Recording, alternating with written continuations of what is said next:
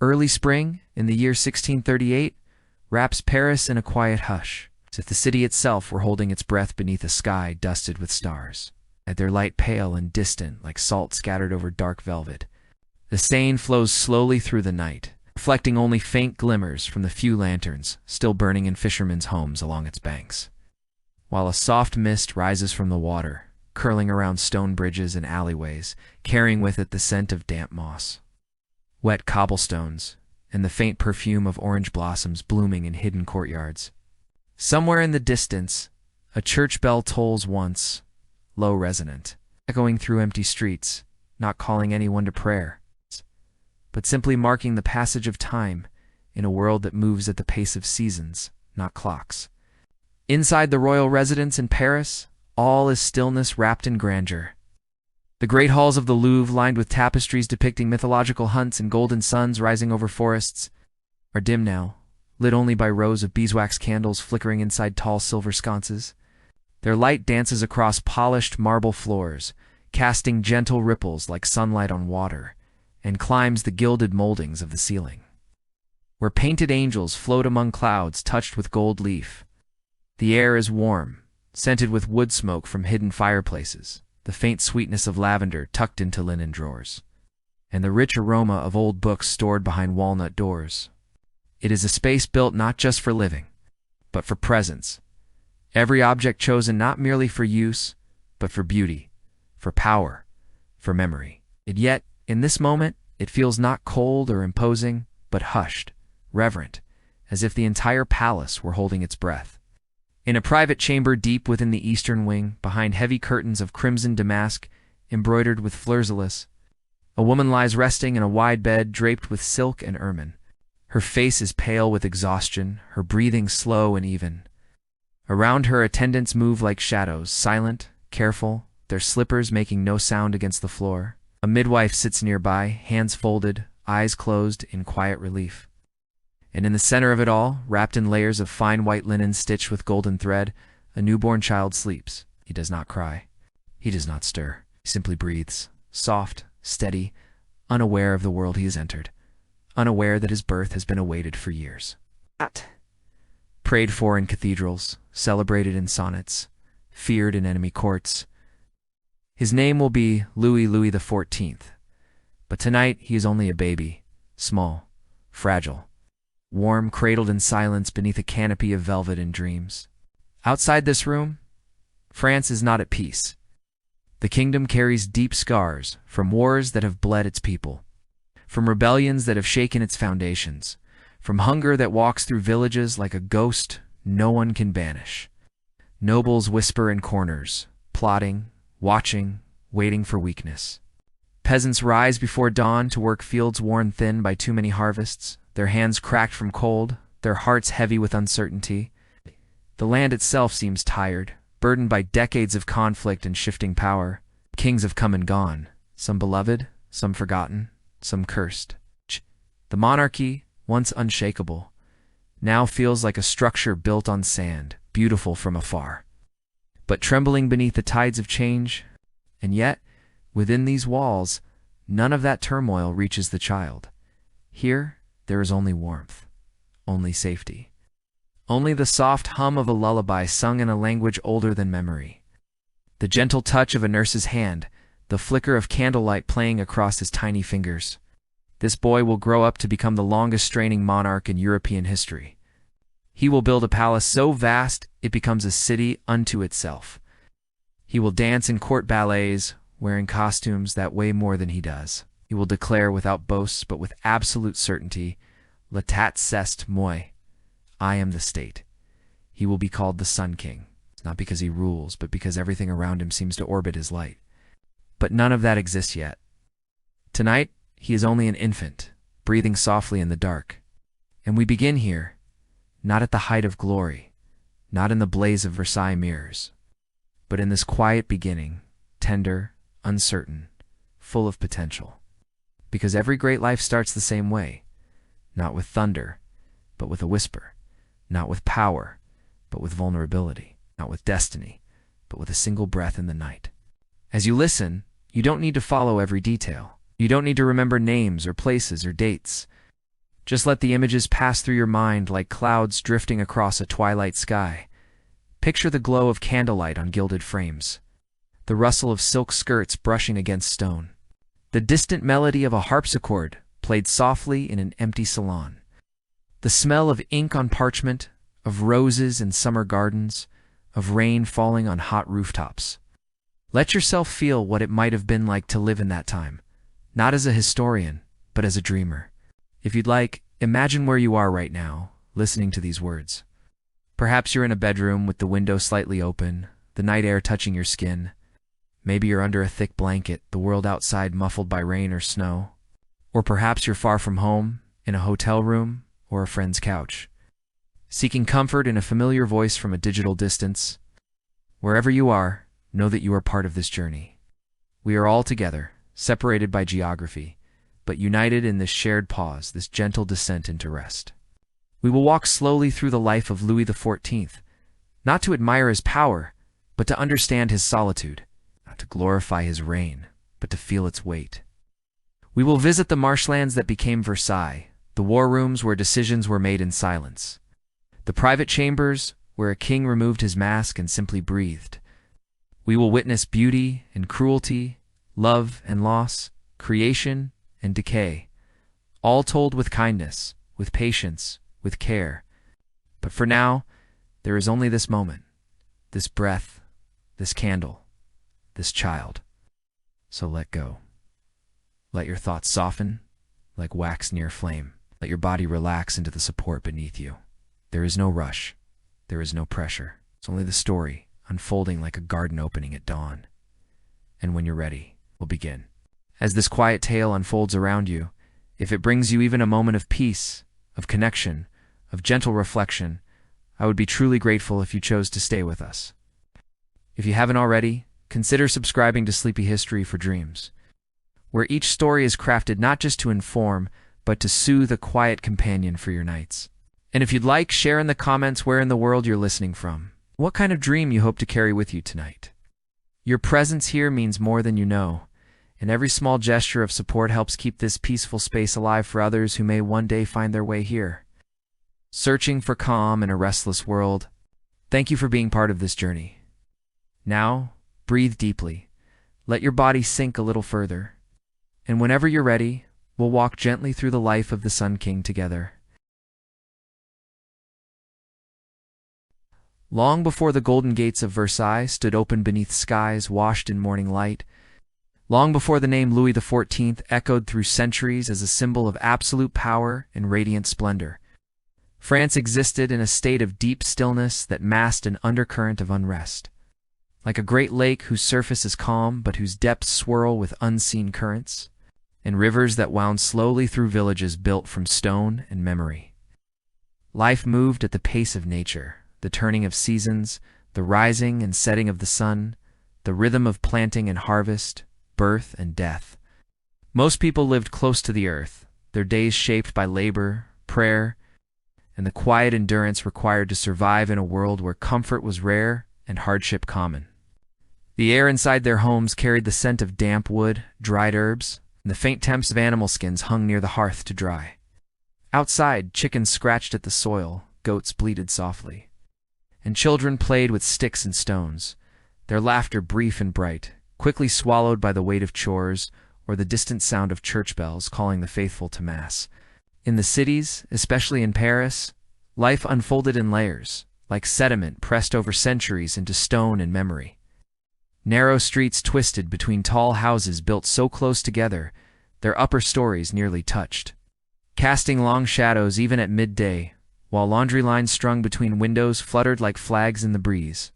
Smoke curled from chimneys in uneven rhythms, mixing with the scent of baking rye bread, animal hides drying in tanneries, and the ever-present dampness of the Seine that wound through the city like a slow-moving serpent reflecting the gray sky above, their wooden planks scarred by years of use displaying bundles of carrots, wheels of cheese wrapped in cloth, skeins of dyed wool, and candles made from tallow that flickered when lit, filling homes with a greasy glow and a smell that clung to clothes for days.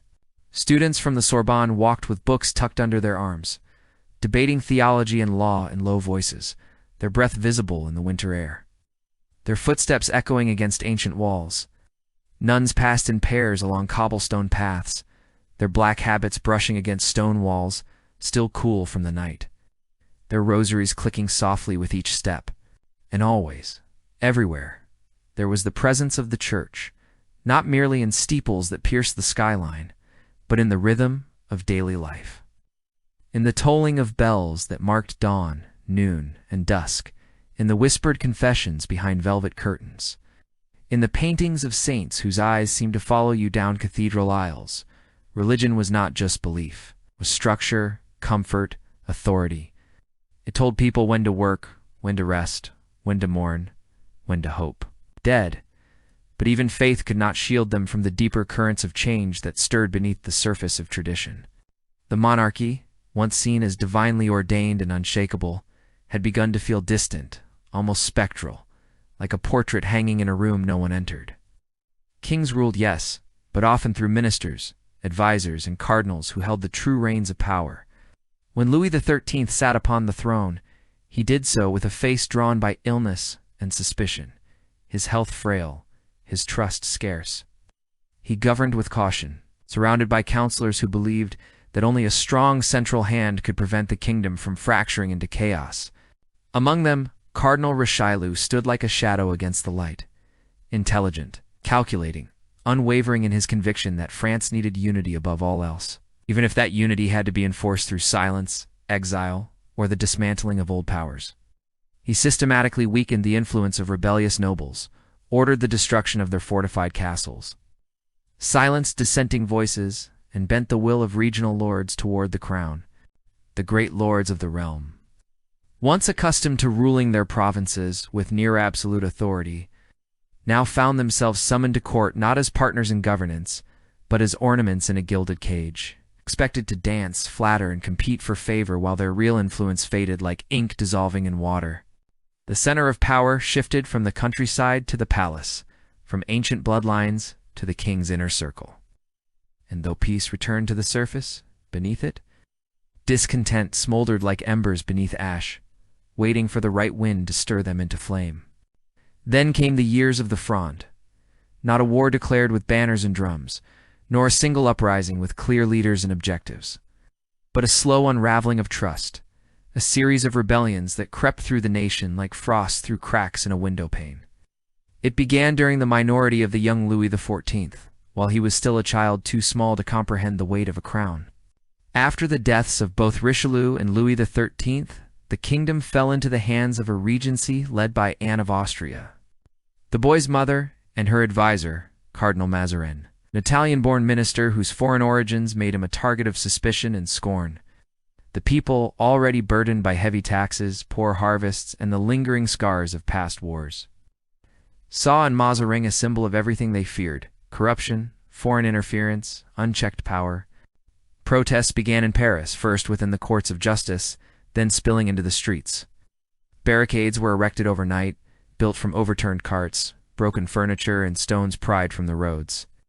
Crowds gathered beneath torchlight, shouting demands for justice, for lower taxes, for the restoration of noble rights. The Parliament of Paris, once a judicial body meant to uphold royal law, transformed into a voice of rebellion, refusing to register new edicts and calling for Mazarin's removal. And soon, the unrest spread beyond the capital, reaching into provinces where old loyalties clashed with new ambitions, where local governors hesitated between obedience and defiance, where families divided over whether to support the crown or join the growing resistance. It was during this time that the royal family experienced a moment that would mark the soul of the future king forever. One cold winter night, as snow fell silently over the rooftops of Paris, the young Louis, barely 5 years old, was awakened by urgent whispers. Servants moved quickly, packing trunks in silence, wrapping him in thick cloaks lined with fur. Without explanation, he was carried through dark corridors, down back staircases, and into a carriage waiting in a hidden courtyard. Moments later, the royal party fled the city under cover of darkness, the wheels of their carriage creaking over frozen ground, the sound of distant shouts echoing behind them like thunder fading into the distance.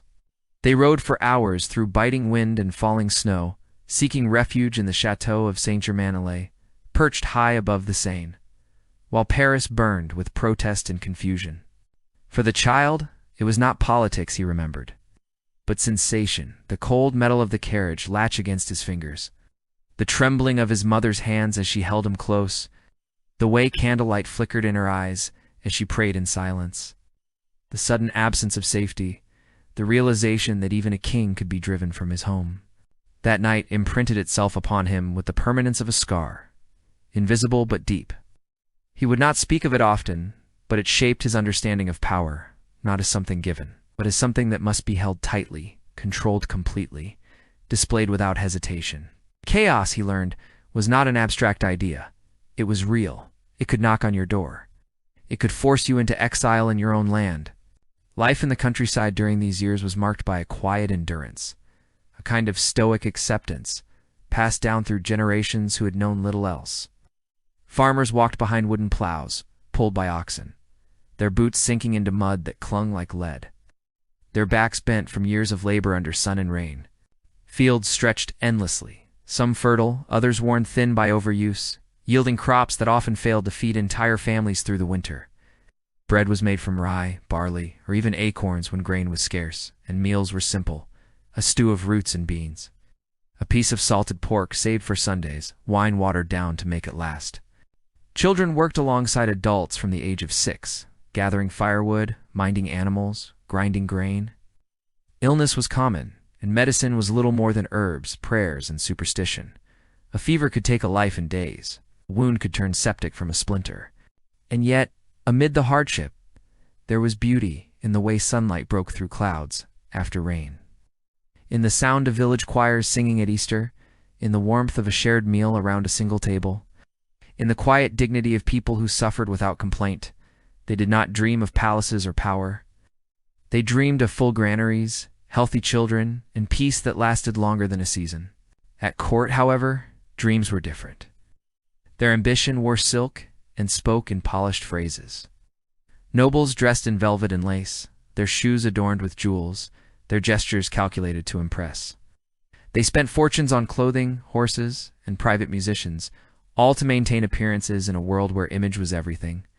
The king's favor was the highest currency, and men and women alike competed for it with flattery, intrigue, and sometimes betrayal. Conversations in salons were rarely about love or art alone. They were laced with hidden meanings. Alliances formed and broken over glasses of wine.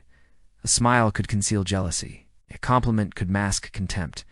And behind every elegant gesture was the unspoken truth that power was fragile, that today's favorite could be tomorrow's exile. This was the world the young Louis observed from the edges, silent and watchful, learning early that words could be weapons, that loyalty was conditional, and that the most dangerous threats often came not from enemies beyond the walls, but from those standing closest to the throne. The religious landscape of France added another layer of tension, for the country was divided between Catholics and Huguenots, French Protestants who had converted during the Reformation and now lived under constant scrutiny. Though the Edict of Nantes had granted them limited rights decades earlier, tolerance was thin and often ignored. In some villages, Huguenots were left in peace. In others, they faced discrimination, violence, or forced conversion. Priests preached sermons warning of heresy, while secret meetings were held in barns and forest clearings where Protestant ministers read scripture in hushed tones. The fear of religious war never truly disappeared. It lingered like a ghost, reminding everyone that faith could unite, but it could also destroy. This division weakened the sense of national unity, making it harder for any ruler to claim the loyalty of all people.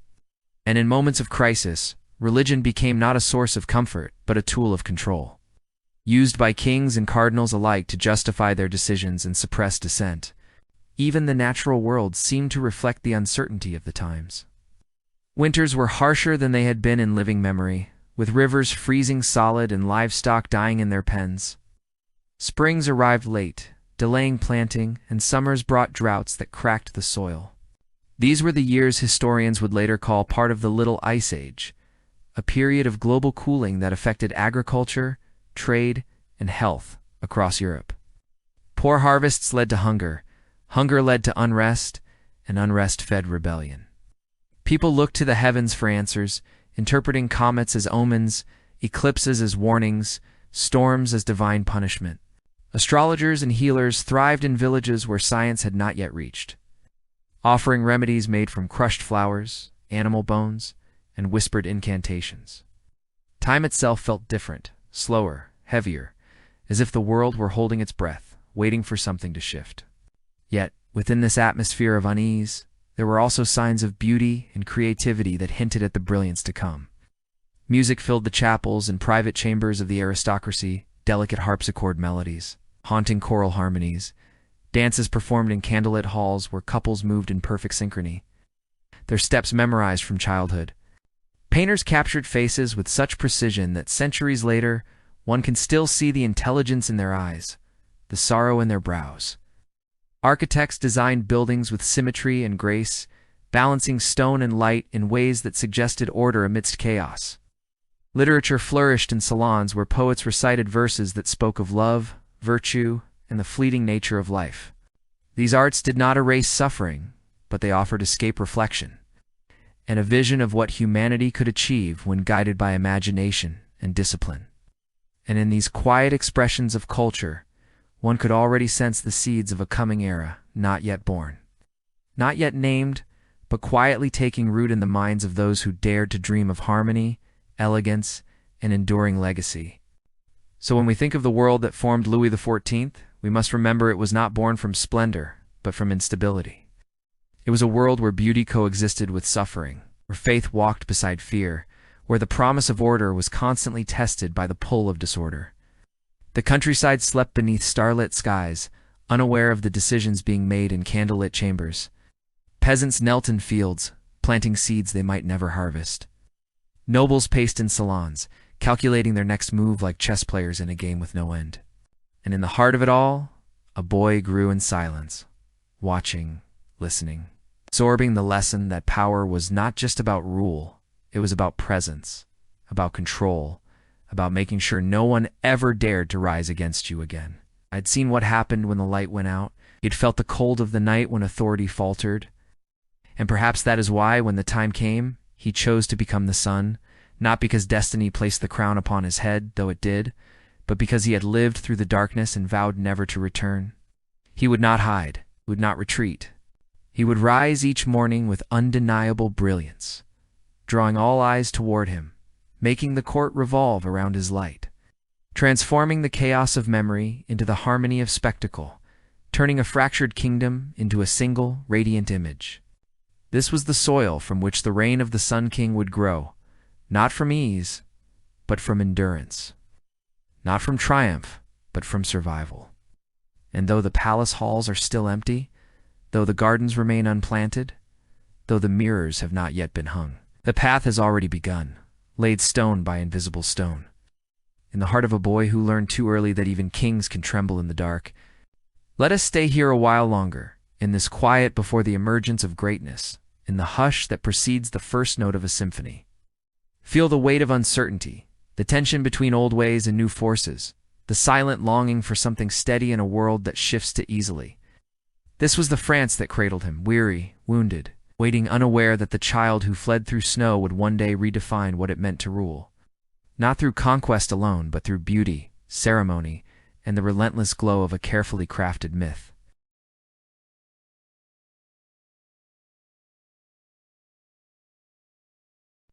As the years passed slowly over the rooftops of Paris and the still waters of the Seine, the boy who had once fled through snow grew taller. Quieter, more watchful, his presence in the royal household marked not by loudness or rebellion, but by a stillness that seemed to deepen with each passing season. He was not a child given to outbursts or tantrums, nor did he seek attention through laughter or play. Instead, he moved through the corridors of the Louvre like a shadow learning its shape, absorbing everything.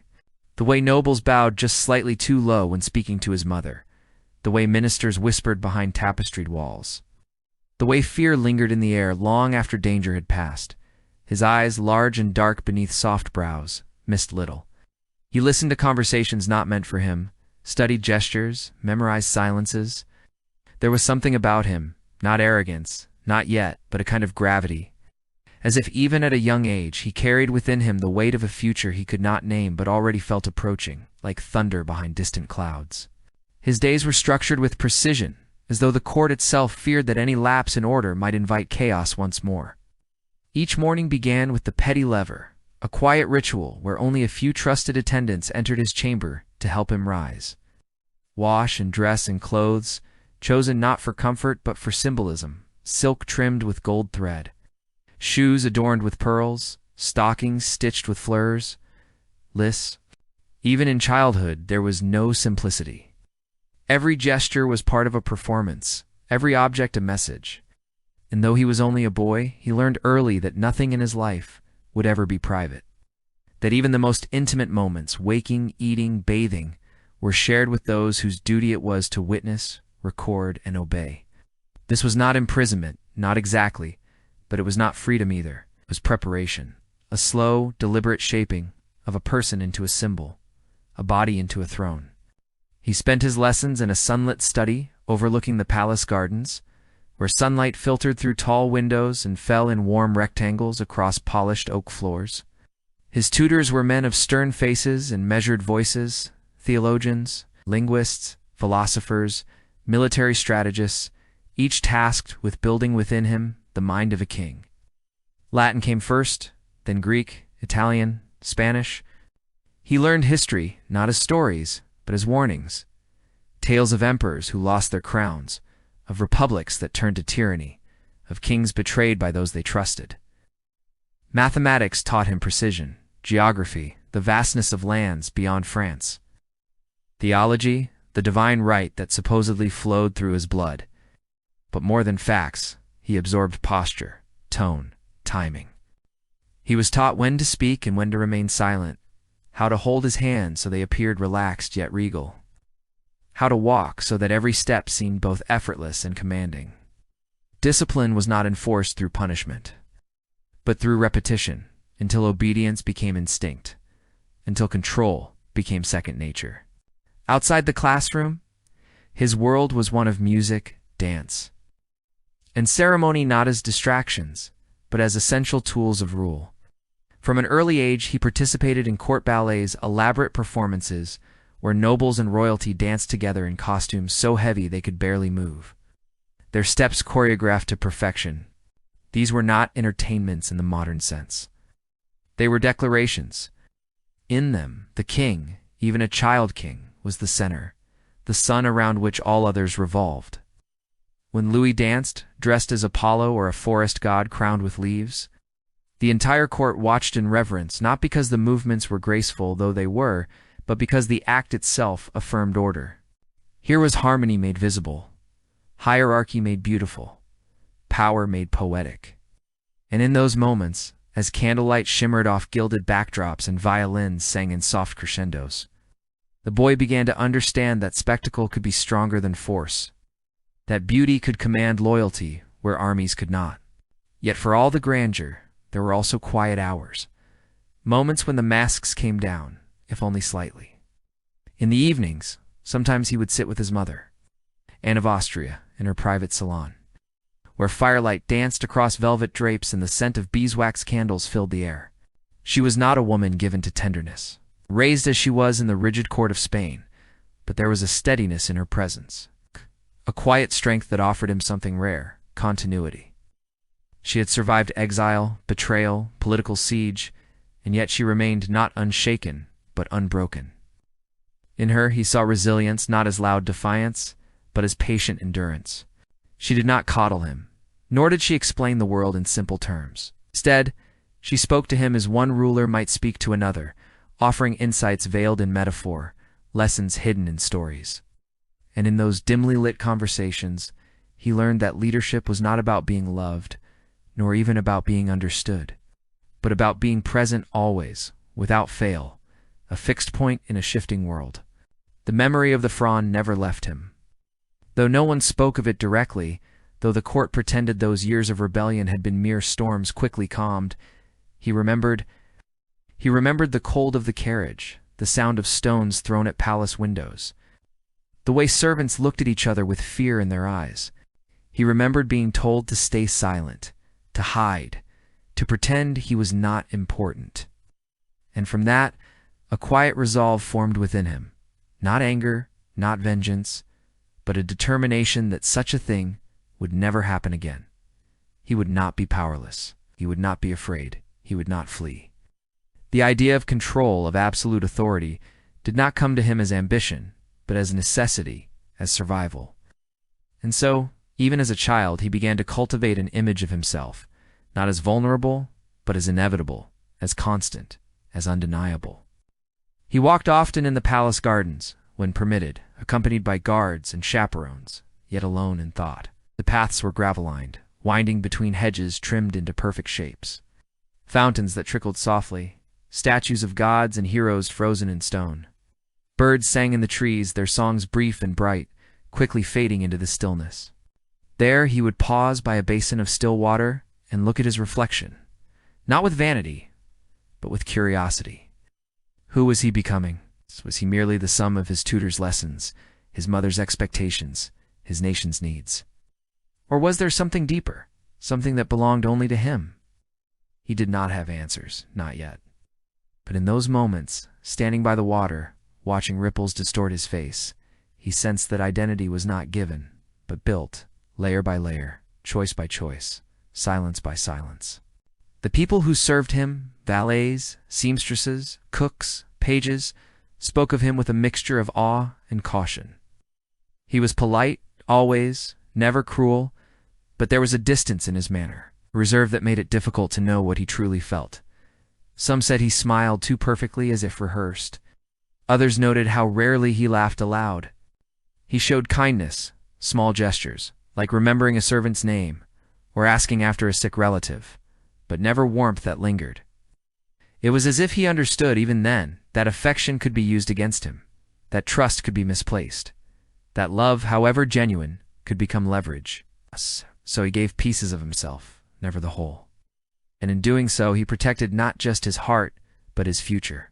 Religion surrounded him as naturally as air. Mass was celebrated daily in the palace chapel, its vaulted ceiling painted with scenes of saints ascending to heaven, its walls lined with flickering candles. He attended with devotion, kneeling on velvet cushions, hands folded, eyes closed, lips moving in prayer. But his faith was not passionate or mystical. It was dutiful, structured, inseparable from duty.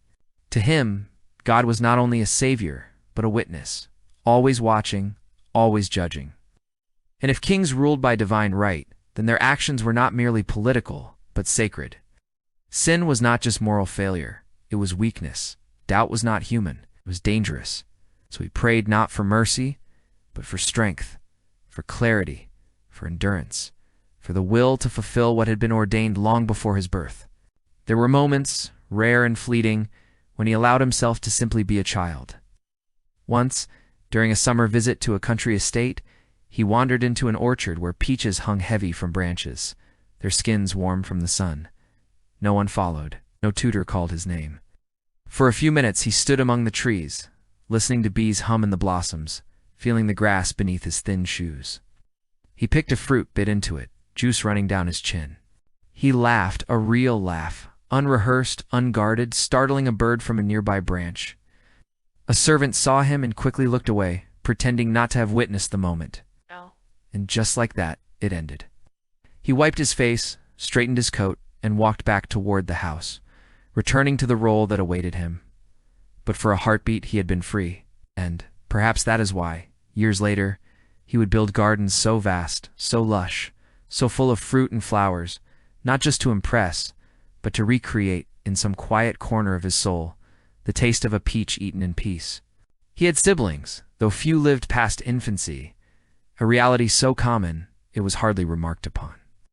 His younger brother Felipe survived, and their relationship was one of careful balance. They were close in age, yet never equals. Felipe was encouraged toward softer pursuits, fashion, theater, personal charm, while Louis was steered toward statecraft, war, and solemn duty. They played together as boys, wrestled on rugs, shared stories by candlelight. But even then, there was an unspoken understanding. Felipe would never rule.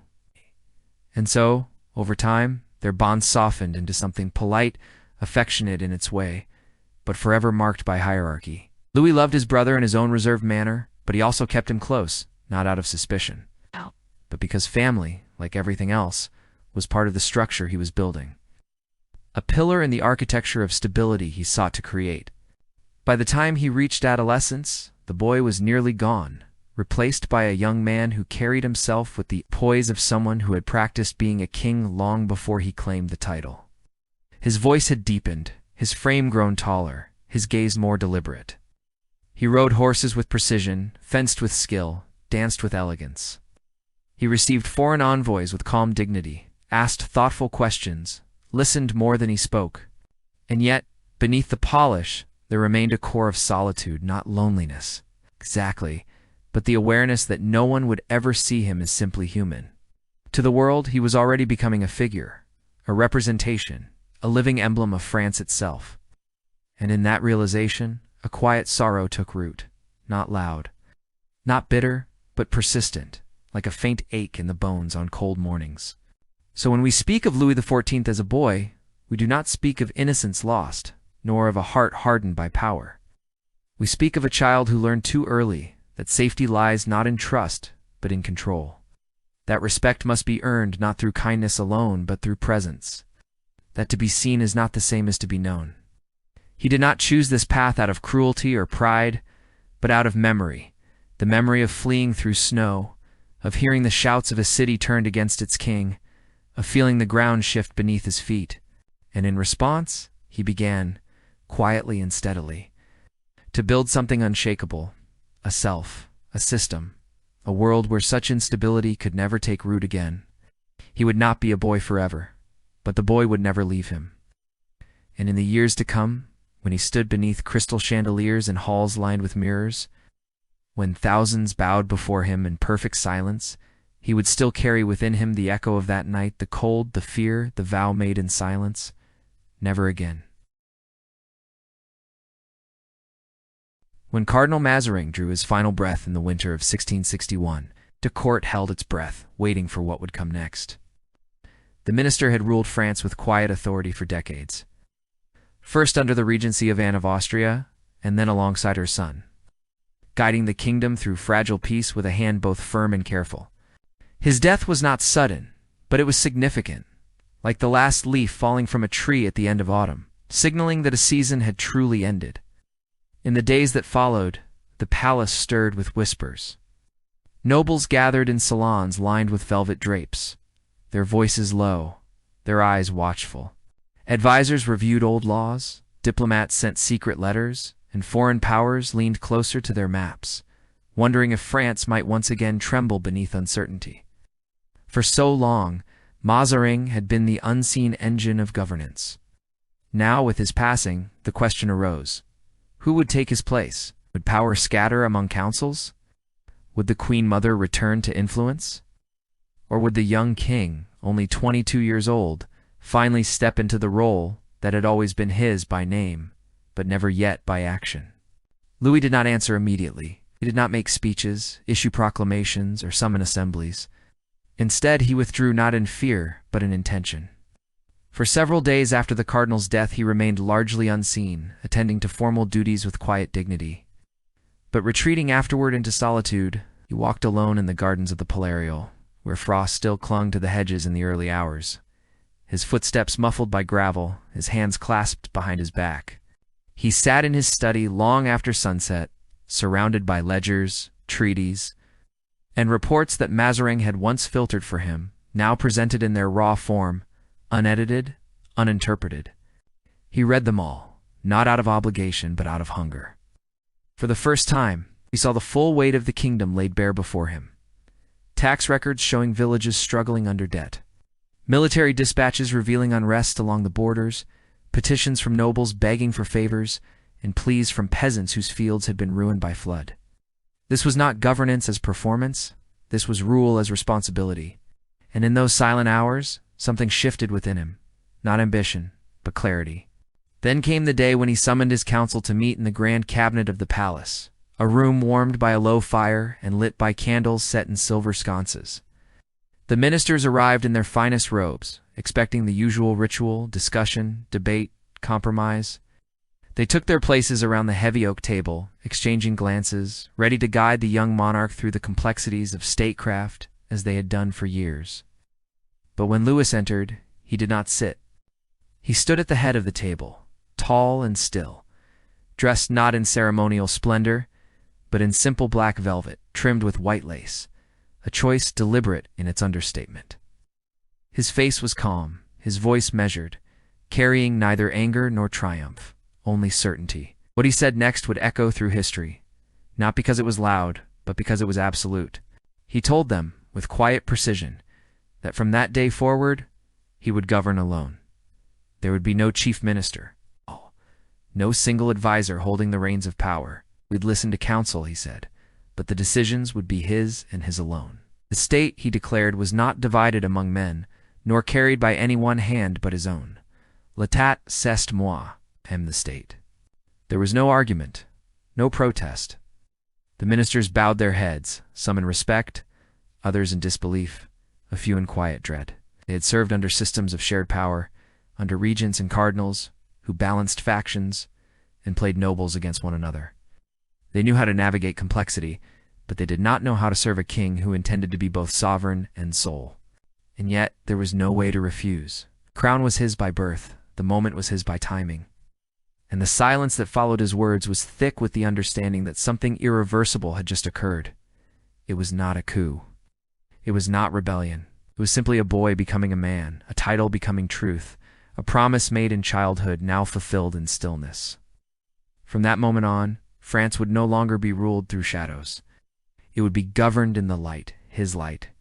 What struck many who witnessed it was not the drama of the act, but its simplicity. There were no raised voices, no guards posted at the doors, no threats implied. It was as if he had merely stated a fact long known, but never spoken aloud, like announcing the sunrise at dawn. And perhaps that was the power of it. Authority, when rooted in calm conviction, needs no spectacle to be felt. It radiates quietly, like heat from stone warmed by the sun. In choosing not to rage, not to justify, not to explain at length, Louis revealed a mastery already honed through years of observation. He understood that true control does not announce itself, it assumes. And in that single meeting, without firing a shot or imprisoning a soul, he redefined the very nature of kingship. In the weeks that followed, he immersed himself in the mechanics of rule with a discipline that surprised even his closest attendants. He rose before light, received reports while drinking chocolate sweetened with vanilla, and spent hours reviewing financial ledgers, military plans, and diplomatic correspondence. Nothing was too small to escape his attention. He questioned ministers on grain prices, inspected blueprints for fortresses, corrected errors in legal documents. He did not do this to humiliate them, but to demonstrate that he was present everywhere, in everything. He wanted no corner of his kingdom left unseen, no decision made without his awareness. Slowly, steadily, he built a rhythm of governance that mirrored his personality, meticulous, consistent, relentless. Meetings began and ended on time. Correspondence was answered promptly. Projects moved forward without delay. Chaos, that old enemy of his youth, was replaced by order, not imposed violently, but woven patiently into the fabric of daily life. He also began to shape the image of the monarchy with deliberate care. Portraits were commissioned not to show him in battle or judgment, but in moments of serene authority seated at his desk, gazing calmly at the viewer, surrounded by symbols of knowledge and justice. Statues were planned, medals struck, engravings distributed across Europe. The message was clear. This was not a king reacting to events, but one setting their course. He wore his hair long and powdered, his posture upright, his expressions controlled. Even his handwriting was precise, every letter formed with care, as if signing his name were an act of reaffirmation.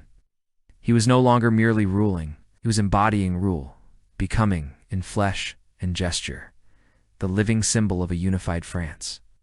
Yet beneath the surface of control, there remained a man learning as he led. He made mistakes, minor ones, quickly corrected, but mistakes nonetheless. Early in his solo reign, he misjudged the loyalty of a senior diplomat who resigned in quiet protest, taking valuable connections with him. Another time, he delayed a response to a border dispute, allowing tensions to simmer longer than necessary. These were not failures of intellect, but of experience. And though he never spoke of them publicly, those close to him noticed the slight tightening around his eyes. The extra hours spent in study afterward, the way he would pause before signing a document, as if testing its weight in his mind. He was not infallible, but he was adaptable. More than anything, he was determined not to repeat the instability of his childhood. Every decision, every reform, every appointment was filtered through that single silent vow. Never again will I be powerless. One of his first great acts was to strengthen the bureaucracy, not by dismantling it, but by refining it.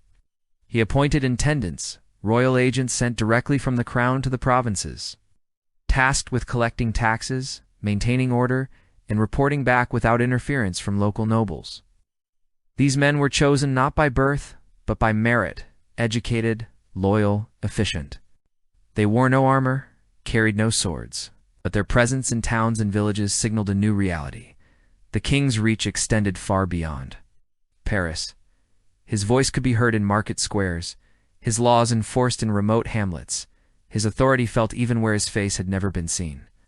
This was not conquest by force, but governance by connection, a network of loyalty and efficiency spreading like roots beneath the soil, holding the nation together from within.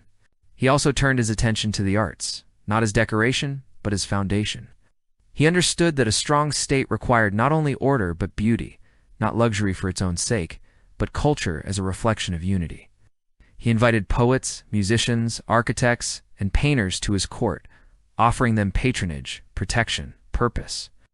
Jean-Baptiste Lully composed music that blended solemnity with grace, its rhythms designed to mirror the heartbeat of a well-ordered society. Molière wrote plays that danced between satire and reverence, entertaining the court while subtly reinforcing social harmony. Lebrun painted vast ceilings where French glory unfolded in swirling clouds and golden light. All of them worked not independently, but as part of a greater vision, one orchestrated by the king himself, attended rehearsals, reviewed sketches, and offered quiet suggestions. Art under Louis became another language of power, softer than law, deeper than speech, capable of shaping hearts where decrees could not. And slowly, almost imperceptibly, the tone of the court began to change. Where once nobles had whispered in corners, plotting influence, they now competed in plain sight, not through rebellion, but through elegance. To be invited to dine with the king, to dance in his ballet, to receive a nod of approval, these became the highest honors. Rivalries did not disappear, but they were channeled into performance, into display, into the endless refinement of manners, dress, and conversation. The king did not punish dissent.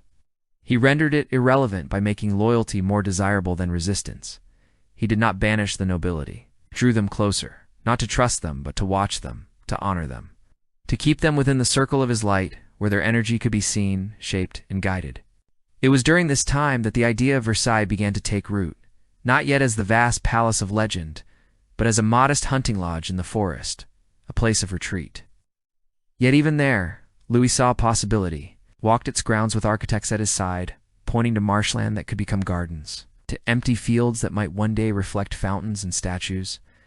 He did not speak of grandeur, but of gathering, of bringing the court, the government, the soul of France into one place, under one roof, beneath one sky. It would be a space where nothing happened outside his sight, where every movement was visible, where loyalty was performed daily, where the past could not return because the present was too brilliantly lit. The dream was not yet built, but it was already forming like the first rays of dawn touching the horizon, promising a day that would last longer than anyone could imagine. So when we speak of this moment, the beginning of Louis XIV's true reign, we do not speak of revolution, nor of conquest, nor of dramatic upheaval. We speak of a quiet turning, like a river changing course over centuries, unnoticed until the landscape is transformed. It was not fireworks that marked the dawn of his rule, but the steady glow of candles burning late into the night, the scratch of a quill on parchment, the soft rustle of silk as a king walked alone through his chambers, thinking not of glory, but of duty. He had waited long for this, not with impatience, but with preparation. Now at last the path ahead was his to walk, not hurried, not boastful, but with the quiet certainty of someone who had learned the cost of disorder and chosen. once and for all, to be the light that held the darkness at bay.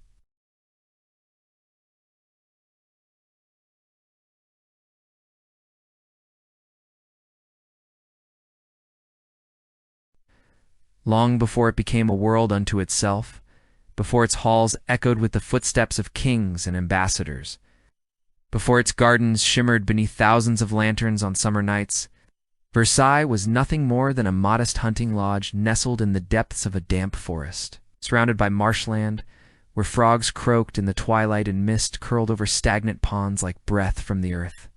It belonged to Louis XIII, a place of retreat rather than grandeur. A simple red brick structure with slate roofs and small windows that looked out onto tangled woods and muddy paths. Nobles rarely visited.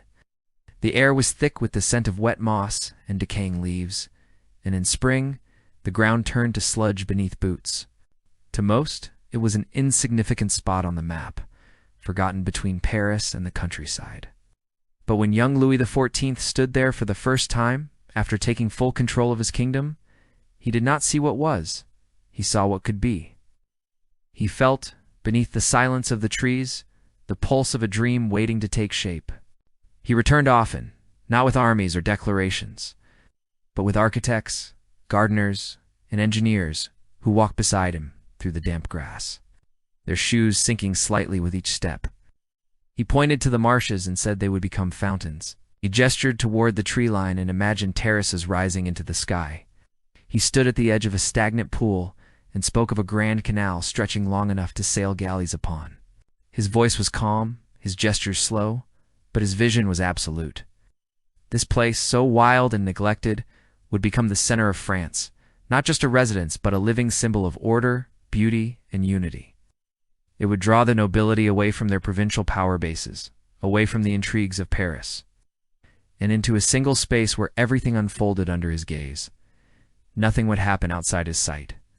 No alliance would form beyond his awareness. And slowly, almost imperceptibly, the old ways of rebellion and resistance would dissolve in the glow of candlelight and music. The first workers arrived in the early morning hours. Before the sun had cleared the treetops, their carts creaking over uneven roads, their hands already calloused from years of labor. They came from villages across northern France, stonemasons, carpenters, blacksmiths, roofers, drawn by steady pay and the promise of royal favor. Tents were erected near the forest's edge, fires lit in iron braziers, kettles hung to boil water for weak teas sweetened with honey. At dawn, the sound of hammers began, soft at first, then growing stronger as hundreds of men moved across the land like a tide.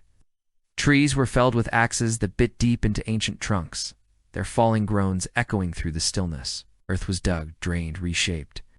Canals were laid out in perfect symmetry, their banks reinforced with stone brought from quarries miles away. The marshes, once home only to frogs and reeds, were transformed, dried, filled, paved, till the land itself seemed to straighten beneath the weight of human intention. Louis watched it all with quiet fascination. He did not stand shouting orders or demanding speed. Instead, he walked the site each morning, accompanied by Lavave the architect and Lenentre, the master gardener, listening, observing, occasionally touching a stone or tracing a line in the dirt with his cane. He approved designs not for extravagance, but for harmony, balance between nature and geometry, between shadow and light. He wanted the gardens to feel endless, yet perfectly ordered, the palace to appear eternal, yet welcoming. Every fountain was placed to catch the morning sun, every path designed to reveal a new vista with each step.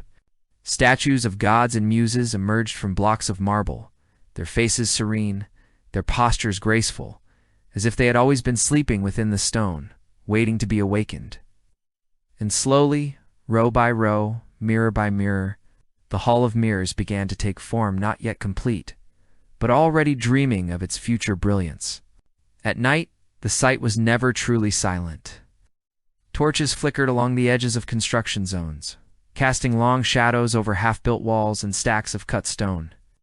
Workers sat around fires, mending clothes, writing letters home, sharing stories of the king who walked among them without guards, who asked about their families, who once stopped to help lift a fallen beam. Rumors spread that he prayed at sunrise in a small chapel on the grounds, that he sketched garden plans in a leather-bound notebook, that he dreamed of a place so beautiful it would make people forget war, poverty, doubts. Whether true or not, these whispers gave meaning to the labor. Men did not simply build a palace. They believed they were shaping peace, crafting stability, participating in something larger than themselves. And in their tired eyes, as they lay wrapped in woolen blankets beneath wooden shelters, there was a quiet pride, not for gold, but for purpose. The transformation of the land was not just physical, but atmospheric. As trees were replaced by alleys of linden and chestnut, as stagnant pools became cascading fountains, the very air changed. The scent of damp decay gave way to lavender, rosemary, and the clean mineral smell of flowing water. Birdsong returned, not just from native species, but from songbirds brought in gilded cages and released into the newly planted groves. Bees hummed in hives tucked behind orchards, heavy with apples and pears. Even the light seemed different, brighter, clearer, as if the sky leaned closer to witness what was unfolding below. And when the first wing of the palace was completed, with tall windows facing east, the sunrise spilled across polished floors like liquid gold, illuminating frescoes of Apollo riding his chariot across the heavens, a subtle message. Repeated throughout the design, this was the house of the sun. Inside, artisans worked with meticulous care. Painters climbed scaffolds to cover ceilings with scenes of French glory, victories not of blood, but of culture, justice, and divine right. Gilders applied thin layers of real gold leaf to moldings, door frames, and furniture, their hands steady, their breath slow, transforming wood into radiance. Mirror makers, a rare and prized craft, installed panels so clear and bright they seemed to multiply the world, reflecting gardens, chandeliers, courtiers, until reality and image blurred into one continuous dream. Candle holders were forged in silver, tapestries woven with threads of silk and wool, depicting mythological hunts and peaceful countrysides. Nothing was mass-produced. Everything was made by hand, piece by piece, day after day, as if time itself had been invited to slow down and savor the making. Louis understood that Versailles was not merely architecture, it was psychology. By drawing the nobility from their distant estates and into this carefully orchestrated world, he offered them luxury so exquisite they would never want to leave. He replaced their private power with public prestige. A duke might have lost influence in his province, but here, he could walk beside the king in the gardens, be seen wearing a coat embroidered with silver thread, be mentioned in the royal diary. Honor became performance. Loyalty became visibility. Rebellion became irrelevant, not because it was punished, but because it was made obsolete by beauty, routine, and constant attention. The court calendar, filled with ceremonies, meals, walks, concerts, religious services, all timed to the minute, all requiring presence. To be absent was to vanish. To be present was to exist. And so, gradually, the nobles came. First a few, curious, then dozens, then hundreds. They arrived in carriages lined with velvet, dressed in silks dyed with rare pigments, carrying trunks of fine linen and personal servants. They were given rooms in the expanding palace, not always large, not always private, but located within the sacred orbit of the king. They learned the rituals, the lever and couture, the formal greetings, the precise angles of bows. They danced in ballrooms where violins played softly beneath crystal chandeliers, dined at tables laden with fruits from southern orchards and wines from Burgundy, strolled through gardens where fountains leapt in time with musical cues. And as they did, they forgot, little by little, the old feuds, the regional loyalties, the urge to conspire. Their lives became part of a greater rhythm, one directed by the man at the center, whose presence was both gentle and inescapable. Children played on the gravel paths, their laughter ringing through the bosquets, chasing butterflies between statues of nymphs and satyrs. Gardeners trimmed hedges into perfect cubes and spirals, their shears clicking like crickets in the afternoon heat. Musicians rehearsed in shaded pavilions, preparing for evening concerts where the king might appear unannounced, listening from the shadows. Servants moved silently through corridors, balancing trays of chocolate, fresh flowers, folded letters sealed with wax. Smoke rose from kitchen chimneys, carrying the scent of roasting meats and spiced pastries. Life at Versailles was not loud, not chaotic. It was measured, choreographed, serene. Even arguments were whispered, Even grief was contained. Emotion was not erased, but refined, shaped into elegance, until even sorrow could wear a mask of grace. As the years passed, the forest receded further, placed by orchards, vineyards, and fields that fed the growing population of the palace. A village grew nearby to house workers and their families. Roads were paved, bridges built, aqueducts engineered to bring fresh water from distant sources. What had once been wilderness now pulsed with quiet industry like a heart beating beneath silk. And still, Louis walked the grounds each morning, watching the light change over the Grand Canal, listening to the wind in the trees, feeling the coolness of marble under his fingertips. He did not boast of what he had built. He did not need to. The proof was in the stillness, in the order, in the way the entire court moved like a single organism, breathing in time with his will. So when we speak of Versailles, we do not speak only of stone and glass, of gilded ceilings or mirrored halls. We speak of a quiet revolution, one waged not with swords, but with symmetry, not with conquest, but with ceremony. It was a place where power was not shouted but shown, not seized but sustained through beauty, routine, and the relentless presence of a king who had learned that the most durable control is the kind that feels like privilege. Versailles was not just a home. It was a dream made real, a sanctuary of order built by a boy who once fled through snow, who remembered chaos, and who decided, once and for all, to fill the world with light. As the years passed and the halls of Versailles filled with light, music, and the soft rustle of silk, there grew within its golden walls an unspoken silence, not of emptiness, but of restraint, a stillness that settled in the corners where no candle reached. In the moments between ceremonies, when even the fountains seemed to pause, to walk through the palace was to witness perfection, ceilings painted with gods ascending to glory, mirrors reflecting endless rows of chandeliers, gardens laid out in flawless symmetry, courtiers bowing at precise angles. Everything appeared balanced, harmonious, eternal. And yet, for all its brilliance, Versailles was not built for comfort, nor for intimacy, nor for the quiet expressions of sorrow that have no place in public view. It was a stage where every gesture was observed, every word weighed, every emotion measured against the image of the king, the sun unwavering, radiant, always rising. But behind that light, in the private chambers, where doors closed softly at night, another story unfolded. One of loss, of memory, of a man who had learned to rule the world, but could not command time. Louis had long since mastered the art of presence, how to enter a room so that all eyes turned without effort, how to speak with a voice that carried authority without raising it, how to move through crowds as if gliding above them. His posture remained upright, his expression composed, his hands steady, even in old age. But no discipline, no ritual, no gilded frame could shield him from the slow erosion of those he loved. One by one, they slipped away, not in battle or scandal, but in the quietest way possible, through illness, through time, through the simple fact that even kings are born into families that cannot last forever. His younger brother Felipe, once his closest companion in childhood games and whispered secrets, died after years of declining health, leaving behind a void that no ceremony could fill. They had not always agreed, their lives had taken different paths, but in Felipe, Louis had seen a reflection of the boy he once was, playful, curious, unburdened by the weight of being the center. When the news came, the king did not weep in public. He nodded, accepted condolences, continued his duties. But those who served him noticed the slight delay before he spoke. The way he lingered near the window overlooking the garden they had walked in together as boys. Then came the deaths of his children. Not all, but enough to break any father's heart.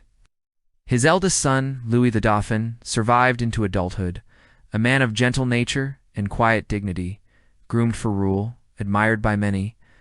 For decades the king watched him grow, taught him statecraft, introduced him to foreign envoys, prepared him to inherit the world he had built. And then, just as the transition seemed within reach, the Dauphin fell ill.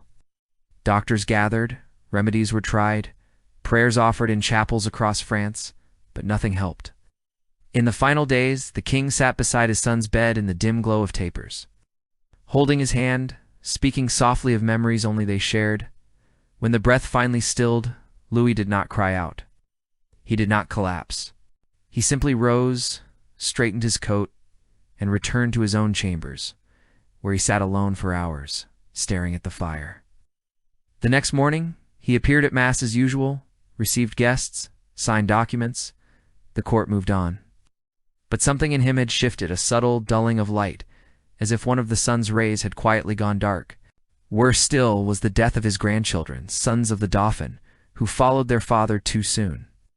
One by one, until only a small child remained, the future Louis XV. To lose a son is tragedy. To lose a grandson is to feel the future itself unraveling. The king, now deep into his 70s, held the infant in his arms during the baptism, his hands trembling slightly beneath the weight of both the child and the crown he would one day bear. He looked down at the sleeping face and saw, not just hope, but fragility, a reminder that empires rest on threads thinner than silk, that all his work, all his order, all his beauty could vanish with a single fever. He had spent a lifetime building stability, eliminating chaos, ensuring continuity, and yet nature refused to obey. No decree could stop a cough, no army defend against disease, no mirror reflect a life brought back from shadow. His wife, Maria Theresa of Spain, had died years earlier, her passing marked by formal mourning but little public display of grief. She had not been a passionate love of legend, nor a partner in governance, but she had been constant, a familiar presence at meals, a quiet companion in the evenings, a woman who bore him children and never questioned his path. When she was gone, the king did not remarry, though he took a discreet interest in Madame de Maintenon, a woman of intelligence and reserve who had once been governess to his children. Their relationship was never announced, never celebrated, but understood in whispers, a latent life tenderness, guarded, restrained, existing in the margins of protocol. With her, he spoke more freely, laughed more easily, allowed himself moments of unguarded thought. Yet even this connection lived in shadow, never acknowledged, never illuminated by the full light of court. Love for a king was not forbidden, but it was contained, like everything else, within walls of duty. The rituals of daily life continued without pause. The lever, the couture, the endless procession of appearances that defined his reign.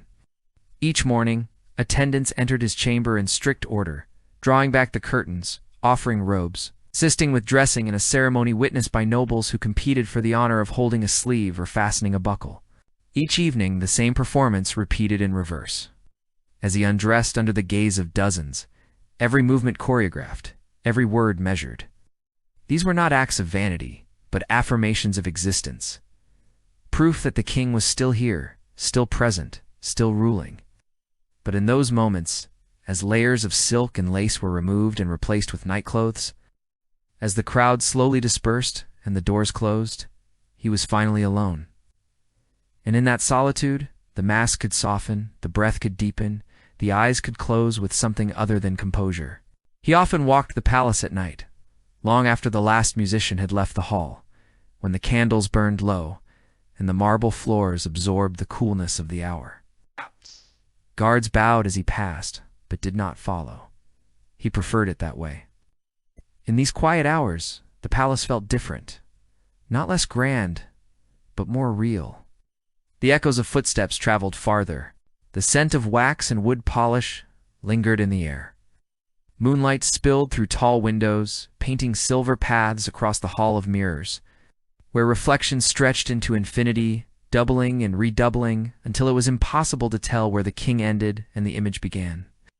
He would pause there sometimes, not to admire, but to consider how much of what he had built was substance and how much was reflection. Many of the faces that bowed to him truly knew him. How many saw only the role, the title, the myth? There were letters he kept locked in a small cabinet, not state documents, but personal ones, written in delicate script, now faded with time. Letters from his mother, Anne of Austria, offering advice in firm but careful words. Notes from his children, childish drawings tucked between pages. A single poem, unsigned, that may have come from Madame de Maintenon, speaking of twilight and enduring affection. He did not read them often, but he knew they were there, fragments of a self that existed beyond the throne. Pieces of a man who had once run through orchards, tasted peaches in summer, laughed without calculation. Those moments were distant now, like stars seen through thick glass, visible but unreachable. He had chosen this life, yes. He had shaped it with purpose. But no one had warned him that absolute power might also mean absolute isolation. Even in joy there was a limit. When operas premiered in the Royal Theatre, when fireworks burst over the Grand Canal, when fountains danced in time with music, he smiled, applauded, thanked the artists. But his delight was always tempered, never wild, never unrestrained. To laugh too loudly, to show surprise, to appear moved, these were risks. Emotion, uncontrolled, could be interpreted as weakness. And weakness, in the world he had known, invited challenge. So he celebrated with grace, but not abandon. He honored beauty, but did not surrender to it. Even pleasure was governed, measured, performed. The man who had once danced barefoot in ballets now watched from a gilded box, clapping politely, while inside, something longed for the simplicity of movement without meaning. And yet, in the smallest gestures, glimpses remained. He cared deeply for his dogs, feeding them scraps from his plate, allowing them to sleep near his bed. He walked slowly through the kitchen gardens, tasting herbs, asking gardeners about their families. He listened, truly listened, when children spoke to him, kneeling slightly to meet their eyes. These were not calculated acts, but instinctive ones. Moments when the king stepped aside and the human emerged, if only for a breath. And perhaps that is why, despite the distance, despite the formality, so many who served him spoke of his kindness not as warmth, but as consistency, as fairness, as a quiet sense of justice that ran through his decisions like a thread of gold. He aged slowly, gracefully, his face deepening with lines that spoke not of suffering but of endurance. His hair, once long and flowing, was covered by a wig powdered white, his posture still proud, though his steps grew slower. Illness came, gout that made walking painful, fevers that left him weak, but he rarely complained. He endured, as he had always done, because endurance was the foundation of his identity. To falter in front of others was unthinkable, so even in pain he appeared at meals, received ministers, attended mass. Only in private did he allow himself to rest, reclining in a chair near the fire, wrapped in a heavy robe, watching the flames flicker like distant stars. And in those moments one wonders what he saw, not the past, not the future, but the weight of a life lived in service to an idea larger than himself. For all the splendor, all the control, all the light he had summoned into the world, Louis XIV was not a man free from sorrow. He had built a kingdom of order, but could not order time. He had commanded loyalty, but could not command love to stay. He had created a legacy so vast it reshaped nations, but could not escape the simple truth that every life, no matter how radiant, ends in silence. And yet, in bearing that weight without breaking, in continuing forward without complaint, in ruling not for glory but for continuity, he revealed a different kind of courage, not the kind that rides into battle, but the kind that rises each morning, dresses in silk, walks into the light, and says, without words, I am still here. So when we think of the Sun King, let us remember not only the gold, the mirrors, the symmetrical gardens, the 1,000 bowing figures. Let us also remember the quiet man behind it all, the boy who fled through snow, the father who buried his son, the husband who lost his wife, the king who carried a nation on his shoulders and never let it fall. Power, in the end, was not his refuge. It was his responsibility. And in fulfilling it, he gave the world a dream of order, even as he lived, privately, with the beautiful, unbearable weight of being human. There came a night not marked by storm or declaration, not recorded in state archives or announced with fanfare, when something within the king shifted so quietly that even he did not recognize it at first, not as a breaking, not as a surrender, but as a subtle yielding. Like a tree that has stood against the wind for decades, finally allowing a single branch to bend beneath the weight of snow.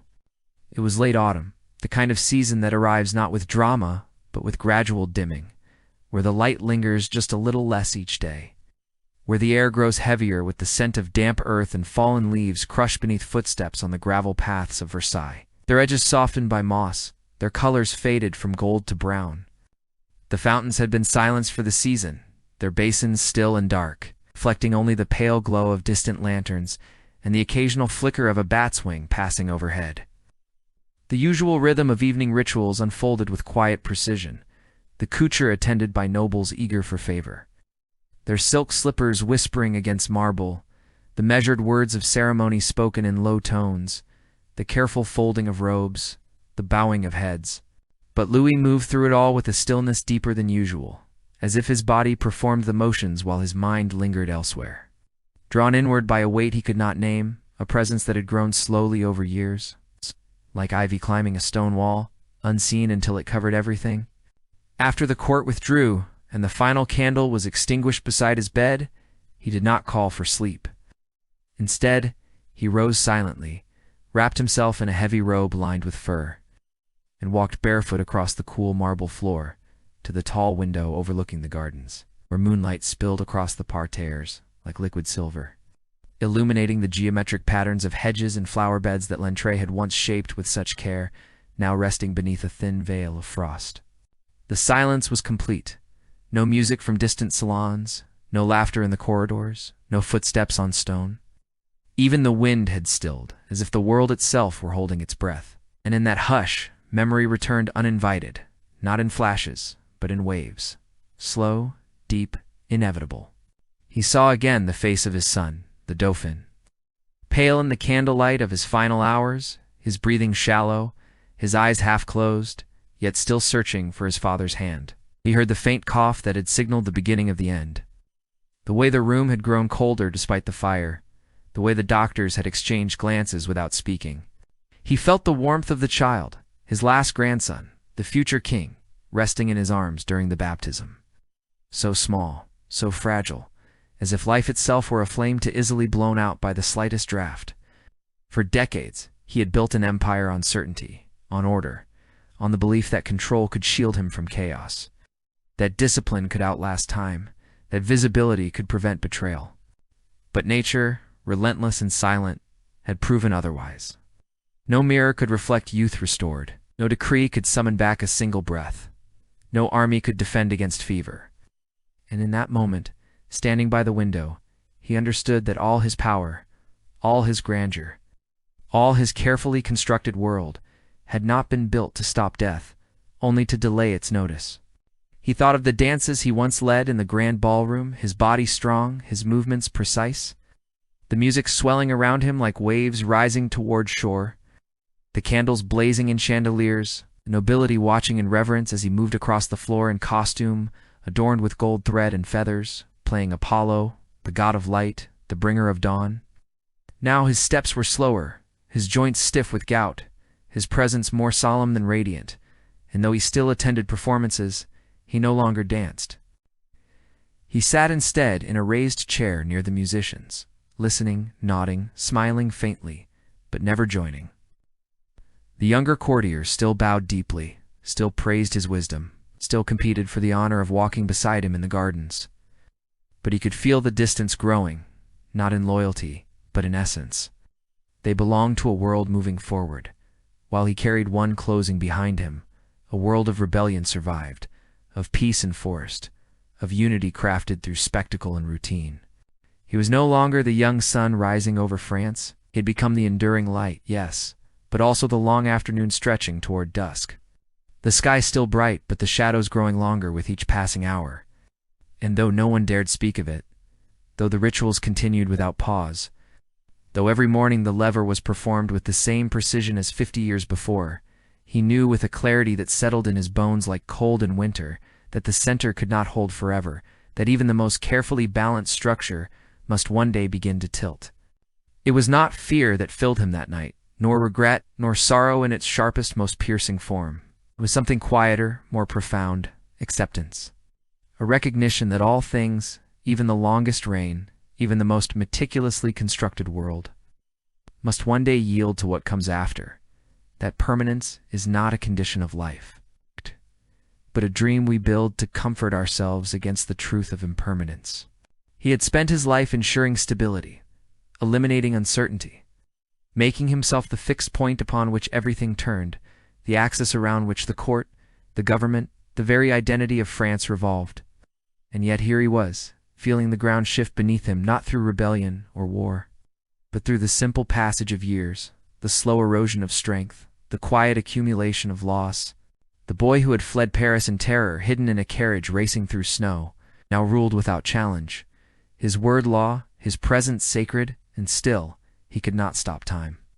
The man who had danced as Apollo, crowned with golden leaves, now walked with a cane. His posture still proud, but his steps measured, deliberate, as if each one required a decision. The king who had commanded nations, reshaped borders, dictated fashion and language, could not command his own body to remain as it was, could not will his hands to stop trembling, his vision to stay clear, his heart to beat without effort. He rose slowly from the chair and walked to a small writing desk near the hearth, where a single candle burned low, its flame swaying slightly in the draft from the window. He opened a drawer and took out a letter, not official, not sealed with wax, not meant for history, but handwritten in a delicate script he knew well, the ink slightly blurred in one corner, perhaps from a drop of rain or a tear.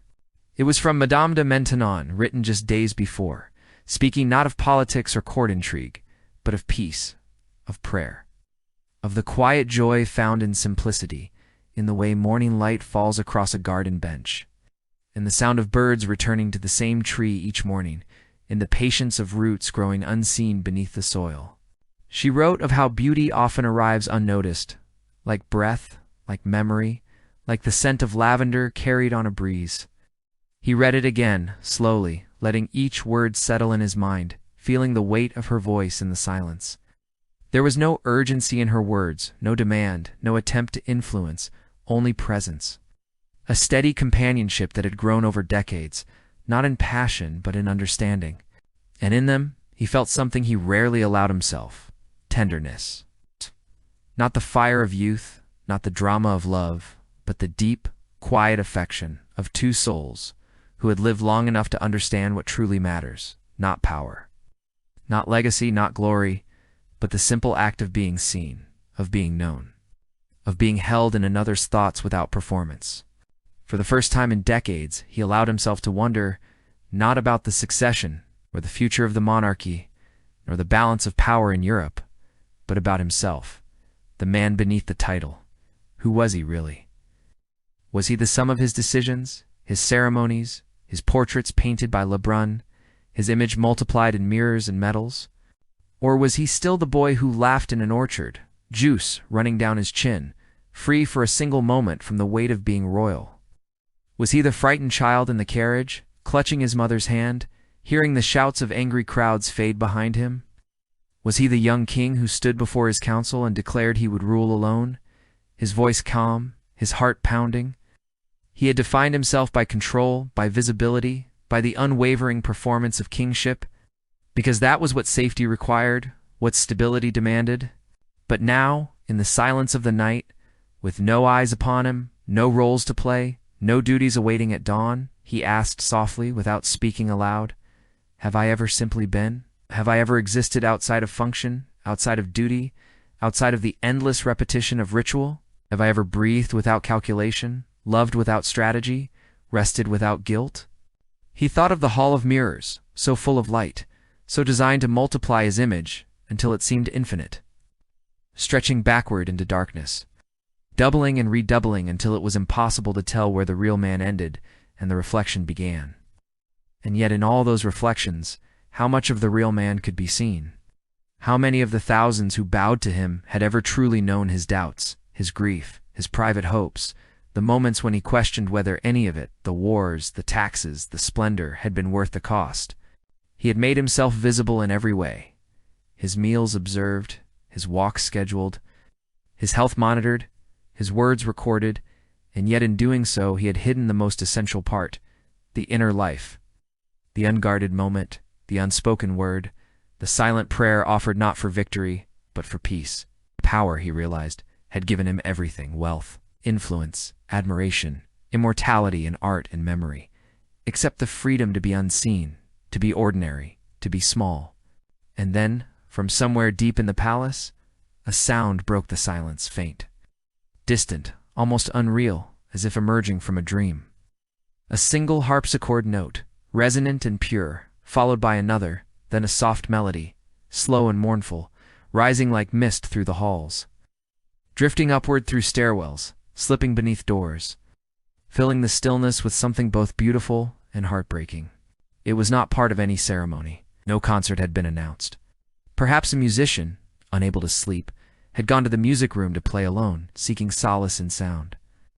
The notes wound through the corridors like a ghost, familiar yet unknown, carrying with them memories of other nights.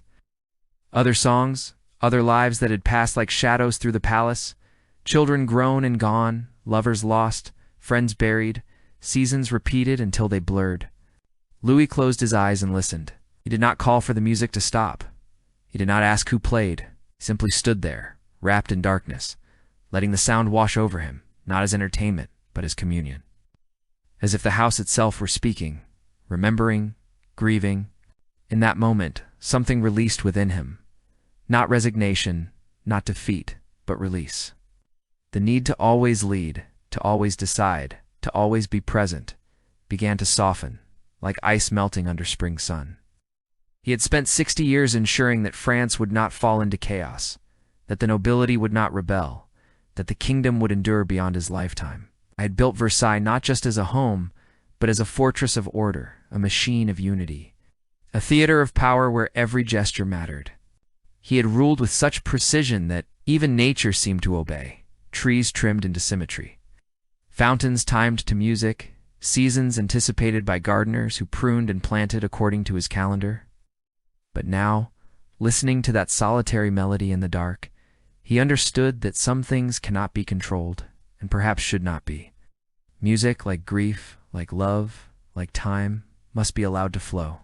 It cannot be choreographed, cannot be scheduled, cannot be performed for an audience. It exists in the moment, in the breath, in the space between notes. And in that surrender, not to weakness, but to truth, he felt a kind of peace he had not known since childhood. A peace not of victory, but of letting go. He returned to his chair by the window and sat once more, the letter in his lap, the music still drifting through the air like smoke. He did not sleep, but he did not fight the hour either. He let his thoughts wander, not toward tomorrow's duties, not toward the reports awaiting his signature, but toward yesterday's faces, forgotten moments. The warmth of a hand held in passing, the scent of orange blossoms in summer, the taste of wine shared in quiet laughter, the sound of his children's voices when they were small, calling for him not as king, but as father. These were not the things history would remember. They would not be painted on ceilings or carved into stone or sung in operas, but they were real. And in the quiet of that night they mattered more than all the gold, all the mirrors, all the titles in the world. He had built a legend, but in doing so, he had lived a life. And now, at last, he allowed himself to remember it, not as a ruler reviewing his reign, but as a man reviewing his soul. When the first light of dawn touched the horizon, pale and hesitant, the music had stopped. The palace remained still. Somewhere a servant lit a fire. A bird called from the garden.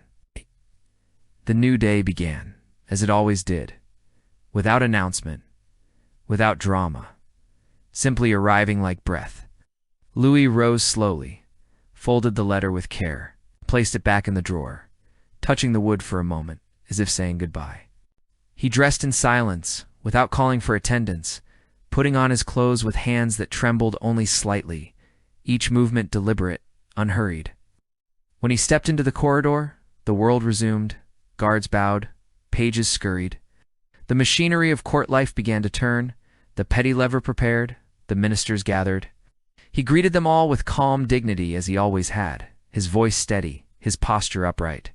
But something had changed, not in how he ruled, nor in the ceremonies, nor in the grand design of his days. It was subtler than that. From that night forward, there was a gentleness in his voice, a slight pause before answering, a willingness to sit longer with those who spoke of loss, of illness, of family far away. He still rose at dawn. He still walked the gardens. He still presided over councils. But now, sometimes he would stop mid-sentence, look toward the sky and say nothing. And in those silences, those who loved him most could see it, the man beneath the myth, finally allowing himself to rest. even while awake, finally understanding that to be great is not to be endless, but to be present, even in the fading light.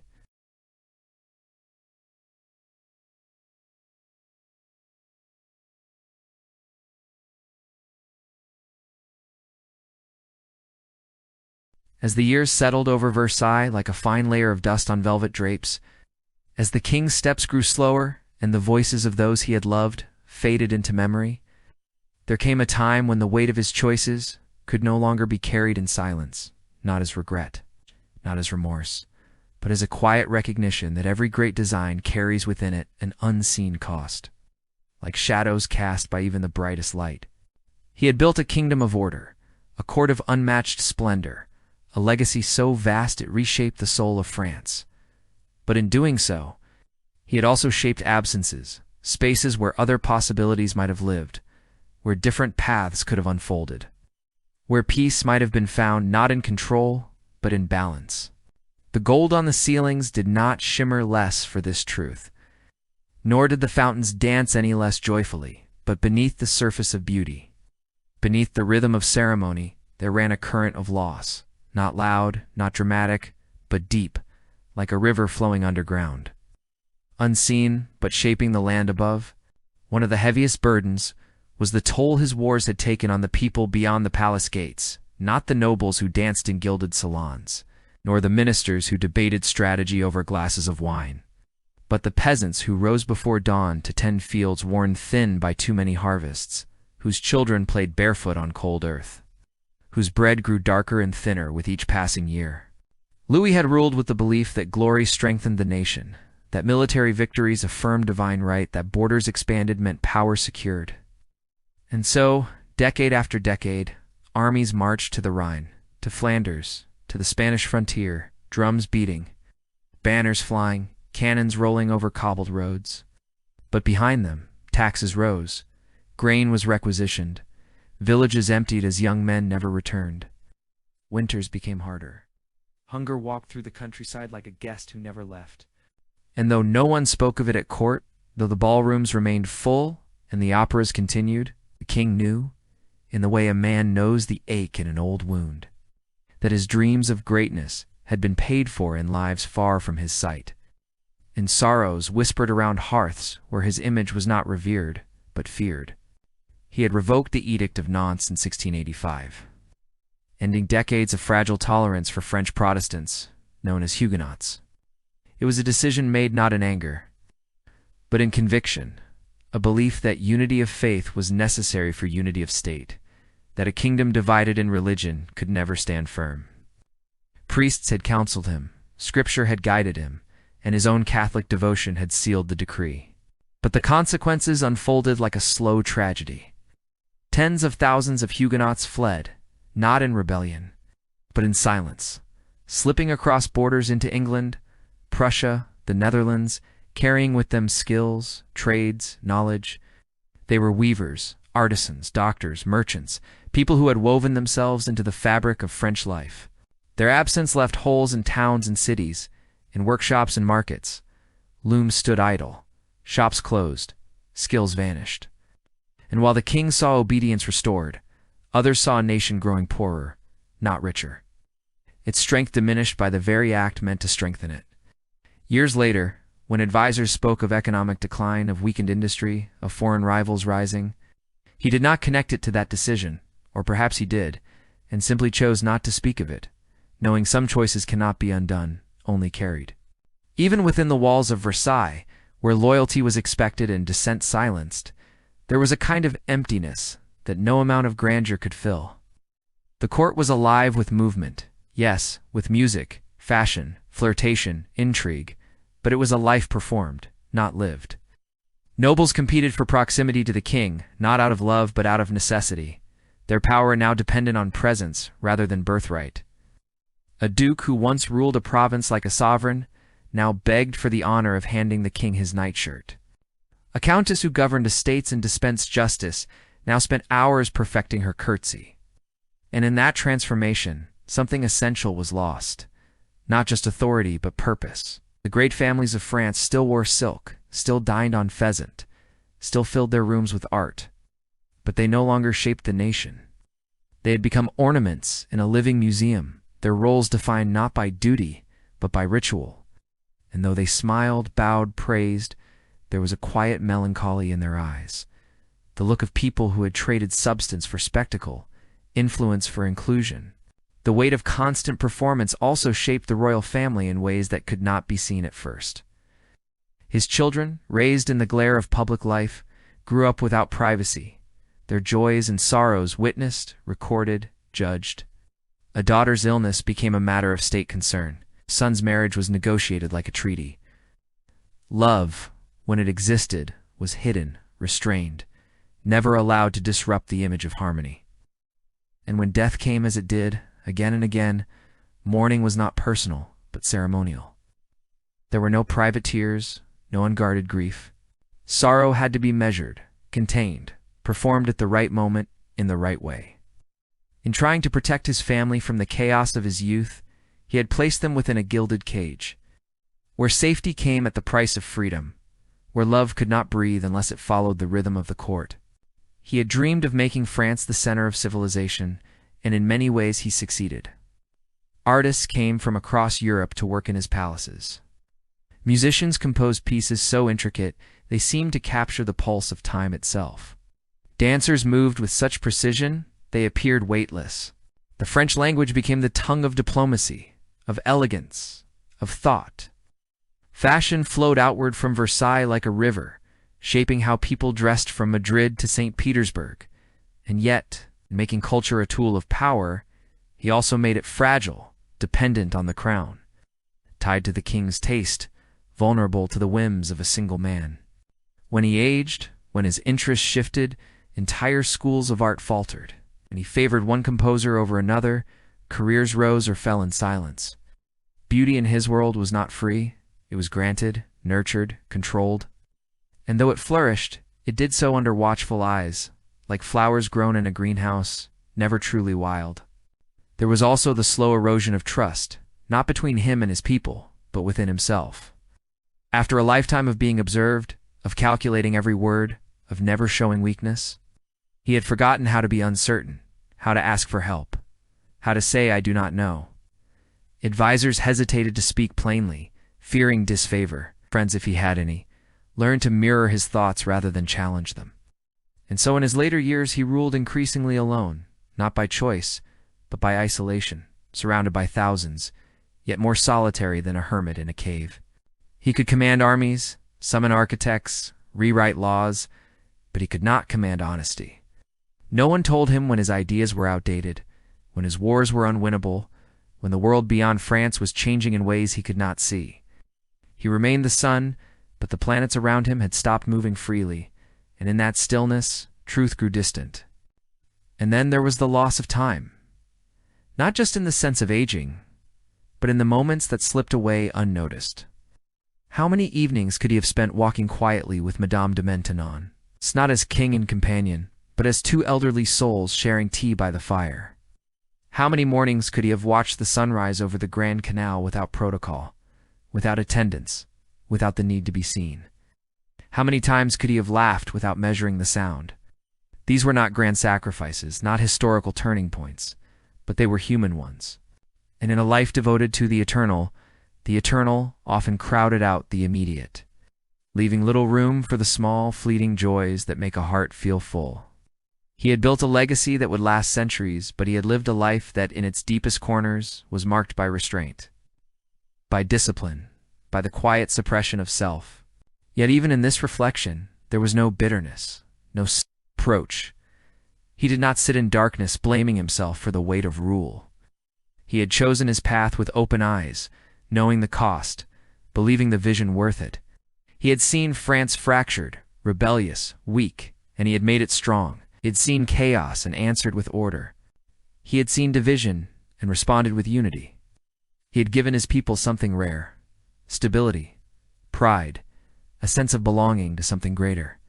For generations they would speak of Le Grand Siècle, the great century, not because of peace, but because of glory, because they had lived in the shadow of a king who dared to believe that beauty, discipline, and central will could shape a nation's soul. And in that, there was triumph, not perfect, not pure, but real. So when we speak of what was lost in the glitter, we do not speak to diminish, but to understand, to hold both truths at once. That greatness often comes with grief. That order can stifle freedom. That love can be hidden beneath duty.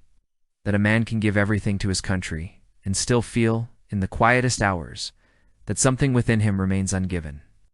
Louis XIV did not live a simple life, nor a happy one in the ordinary sense. But he lived a meaningful one, not because he was flawless, but because he endured, because he created, because he believed in a dream and carried it forward, even as the world changed around him, even as his body failed, even as the future slipped from his hands. And perhaps that is the deepest lesson, that no life, no matter how radiant, escapes cost. That every choice, even the noblest, leaves behind a shadow. That power does not shield us from sorrow, but asks us to carry it with dignity. And that in the end, what matters is not whether we avoided pain, but whether we lived with purpose, with courage, with a heart that even when burdened, continued to beat for something beyond itself. So let us rest here, in this space between admiration and sorrow, between glory and grief. Let us not rush to judge, nor to glorify, but to feel the weight of a crown, the silence of a palace at night, the breath of a man who ruled for 72 years and still wondered in the dark what it might have been like to simply be free. For in his losses we find a reflection of our own, of the dreams we've sacrificed, the words we've withheld, the moments we've missed. In that quiet recognition there is not sadness but connection across centuries, across silence, across the long, soft night of memory. As the king aged and the weight of daily governance settled more heavily upon his shoulders, there came a subtle shift in how he was seen, not just as a ruler, but as a presence. A figure whose life had become inseparable from the soul of France itself. Like a river that had carved its path so deeply into the land that even if it ceased to flow, its absence would still shape the valley. He no longer needed to prove his authority. It radiated from him quietly in the way courtiers lowered their voices when he entered a room. Nice. In the way artists painted his profile with reverence long after he had left the hall. In the way foreign diplomats spoke of him not as a man, but as an era. And though he rarely reflected on it aloud, there were moments, fleeting, unguarded, when he sensed that something larger than himself was taking root, something that would continue to grow even after he was gone. It was not power in the way he had once known it, not control over armies or borders, but influence, softer, deeper, more enduring, spreading through music, language, fashion, and the very idea of what it meant to be French. He noticed it first in the way young composers structured their music, not wild or chaotic, but balanced, disciplined, harmonious, each note placed with care, like stones in a garden path. Jean-Baptiste Lully, who had once danced beside him in court ballets, now composed pieces where every movement followed a precise rhythm, every crescendo built toward a central point, as if the entire orchestra were orbiting a single source of light. The king did not claim credit for this style, but he recognized in it the same principles he had lived by: order, clarity, unity. And when he listened to these compositions in the evenings, seated near the fireplace with Madame de Maintenon at his side, he felt a quiet pride not in victory, but in continuity.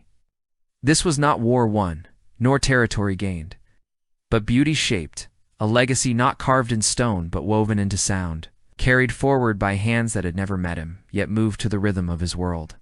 It was also in the way people began to speak, not just at court, but across Europe. French, once a regional tongue, now flowed through salons in Vienna, Berlin, and St. Petersburg. Taught to aristocrats who practiced its pronunciation with care, as if learning a sacred chant. Diplomats wrote treaties in French, philosophers debated in French. Even kings who ruled other nations studied it, not out of necessity, but because to speak French was to belong to civilization, to elegance, to refinement. And at the heart of it all stood Versailles, not just a palace, but a school of taste, where every gesture, every word, every fold of fabric set the standard. A woman in Madrid adjusted her posture to mimic a portrait of the Queen. A tailor in London studied engravings of court dress to replicate the cut of a coat. A painter in Rome altered his palette to match the soft golds and deep blues of Versailles interiors. None of them had ever walked its halls, yet they lived within its influence. As if the king's vision had seeped into the air and could be breathed by anyone willing to listen. He saw it in the gardens, too. Not just at Versailles, but in estates across France and beyond, where hedges were trimmed into perfect symmetry. Fountains timed to music, paths laid out in straight lines leading to hidden groves. Where once nature had been wild, untamed, now it was shaped, not destroyed, but guided. As if to say that beauty could be found not in chaos, but in harmony. Travelers wrote of walking through foreign parks and feeling as though they had stepped into a dream inspired by the Sun King, where every tree seemed to bow in silent tribute. And when he strolled through his own gardens in the late afternoons, leaning slightly on his cane, watching the light fall across the Grand Canal, he knew that this was not merely decoration, it was philosophy made visible, a belief in order, proportion, and human dignity expressed through earth, water, and greenery. The world was beginning to imitate his dream, not because he commanded it, but because it resonated like a melody hummed, long after the song is ended. Even in the smallest details of daily life, his presence lingered. The way meals were served, courses presented in sequence, tables arranged with precision, silence observed during dining became the model for refined living. Cooks studied French recipes, not just for flavor, but for presentation. Turning food into art, wine was poured with ceremony. Bread was sliced evenly. Nothing was rushed. And in that slowness, in that attention to detail, there was a kind of respect not only for the meal but for the act of living well. Children in noble households were taught to sit upright, speak softly, to bow correctly, to dance with grace. All lessons rooted in the rituals of Versailles, passed down like heirlooms. A boy in a distant province might never see the king, but he learned to move as if he might one day stand before him, and in that preparation the myth of Louis XIV lived on. There was also the quiet spread of knowledge not through force, through patronage, through the gentle encouragement of minds. Academies flourished under his reign, for science, for literature, for painting, for dance. Men and women who once worked in obscurity now had spaces to gather, to share ideas, to create without fear. Molaire's plays, once risky for their satire, were now studied in schools. Their lines memorized by students who laughed at centuries-old jokes, without knowing the king had once laughed beside the playwright. Lebrun's paintings adorned new buildings, not just in France, but in foreign embassies, where diplomats gazed upon scenes of French glory and felt, however briefly, the pull of admiration. And though the king did not live to see universities teach his reign as Le Grand Siècle, he sensed it coming, the slow transformation of memory into history, of experience into legend. What touched him most, perhaps, was the way children responded to him, not with the cautious respect of nobles, but with openness, curiosity, wonder. When young pages entered service, their eyes wide, their hands trembling slightly as they bowed, he often paused, asked their names, spoke gently. He remembered being small once, unseen, afraid, and so he allowed himself a softness with them that he rarely showed elsewhere. He watched them grow from nervous boys to confident men, and in their development, he saw something of his own work reflected, the shaping of character, the building of confidence, quiet transmission of values not through lectures, but through example. Years later, those same pages would become officers, ambassadors, artists, and they would carry with them not just skills but a feeling, the memory of a king who had looked at them, spoken to them, believed in their place within the whole. And then there were the portraits, not just the grand ones displayed in palaces, but the smaller engravings, the copies made by unknown hands, the images tucked into books, hung in homes far from Paris. He saw his face everywhere, older, younger, crowned, dancing, seated in state, and though he had sat for many of them, knew that their power now belonged to others. They were no longer representations of a man, but symbols of an idea, permanence, dignity, the possibility of order in a world so often ruled by chance. Peasants who had never read a word about him recognized his image, not because they loved him, but because he had become part of the landscape of their lives, like the church steeple or the village fountain. His face was on coins, in churches, above town halls. And in that ubiquity, he realized that he was no longer just Louis XIV. He was becoming France. Yet, For all the outward signs of legacy, he remained aware of its fragility. Empires had fallen. Dynasties had vanished. Great names had been forgotten. He knew that time would eventually soften even the strongest image, blur the clearest memory, turn gold to dust. But he also understood that some things endure not because they last forever, but because they change the way people see the world, the way a dancer moves, the way a garden is designed, the way a sentence is written. These are not grand events, but quiet revolutions passed from hand to hand, generation to generation, until they become simply the way things are. And in that slow, invisible transmission, there is immortality, not of the body, but of influence, of spirit, of a vision that continues to shape lives long after the dreamer has closed his eyes. He did not speak of this to anyone. There was no need. The legacy was not something he claimed, but something he witnessed, like watching a tree he had planted decades ago finally cast shade over a bench where strangers now rested. He felt no triumph in it, only a quiet gratitude.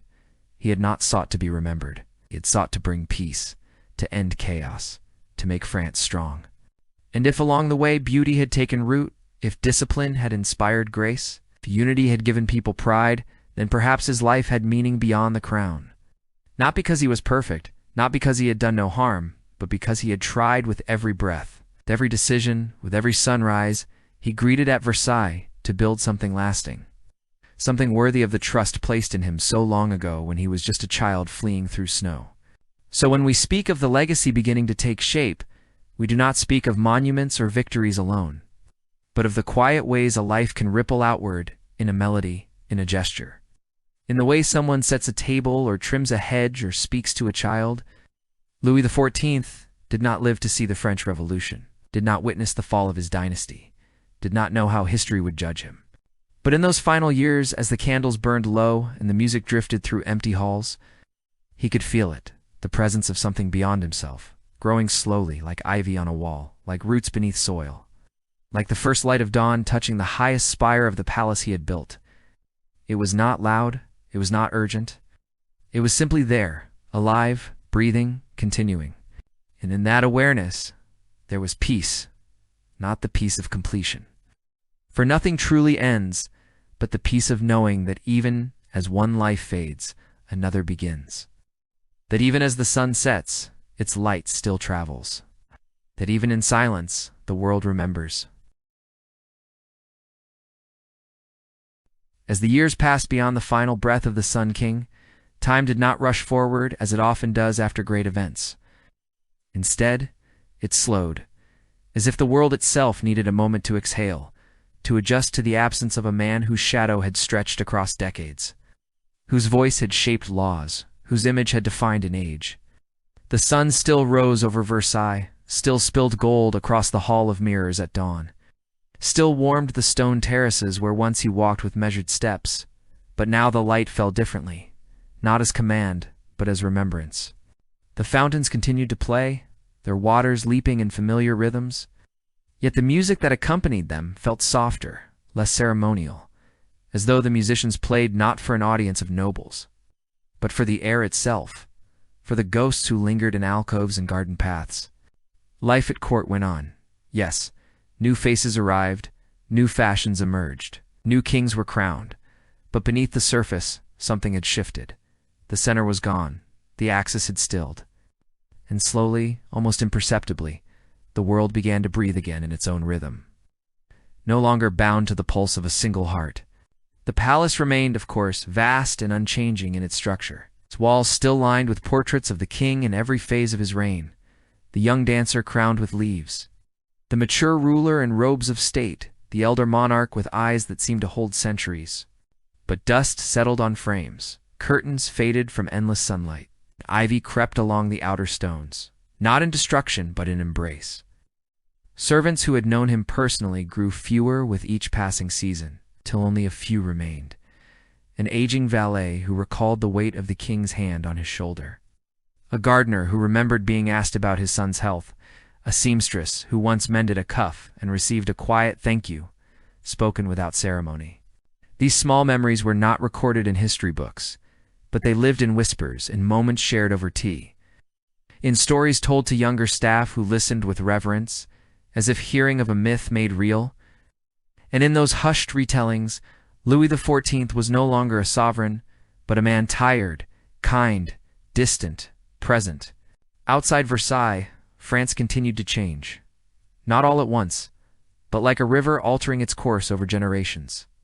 New ideas began to stir, not in rebellion, not yet, but in salons where philosophers spoke of reason, of liberty, of rights inherent to all men, not granted by kings. Young scholars read Rousseau and Voltaire, their voices low, their eyes bright with possibility. They did not speak against Louis XIV with anger, but with curiosity.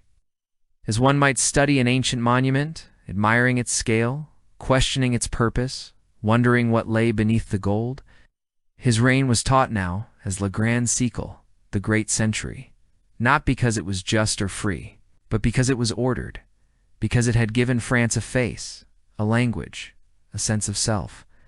Students memorized dates not with joy, but with solemnity, as if reciting the life of a distant ancestor whose choices still echoed in the way people dressed, spoke, moved through the world. In the countryside, where time moves more slowly than in cities, older villagers still referred to seasons by the king's reign that winter. Near the end of his rule, or the summer, when news came of his passing, they remembered the tax collectors. Yes, and the conscriptions, the lean years when bread was scarce and hope thinner. But they also remembered the peace, the long stretch of stability, the absence of civil war, the pride in being French. A farmer tilling soil beneath a gray sky might pause and say, "He kept us together, not with fervor, but with quiet acknowledgement," like someone thanking a roof for sheltering them through storms they barely noticed. For many, he had been a distant figure, more symbol than man, but a symbol that meant something: endurance, dignity, continuity in a world that so often lacked it. The gardens of Versailles aged with grace. Linnaeus' precise geometries softened as trees grew taller, their branches stretching beyond the original design, casting deeper shadows on pathways once bathed in full sun. Statues weathered, their marble faces smoothed by rain and wind, expressions blurring into serenity. Belts frecked and sputtered less frequently, their pumps worn, their glory reserved for special occasions. Yet the land remembered. Even when left untended for weeks, the symmetry held, as if the earth itself had internalized the order imposed upon it. Birds nested in hedges trimmed into cubes. Rabbits darted between baskets where once nobles whispered secrets, and children from nearby villages slipped through gaps in the hedges to play among the fountains, laughing in voices that echoed off stone the way music once had. No one chased them away. The palace no longer needed to prove its power. It simply existed, not as a fortress of control, but as a sanctuary of memory. Artisans who had worked under the king's eye passed their skills to apprentices, not as servants of the crown, but as keepers of tradition. A mirror maker in Paris still used techniques refined at Versailles, layering silver onto glass with such care that reflections appeared almost alive. A tailor stitched coats with the same precision, measuring not just fabric, but posture, movement, dignity. A composer wrote pieces where every note found its place. Not because a king demanded it, but because beauty, once learned, refuses to be forgotten.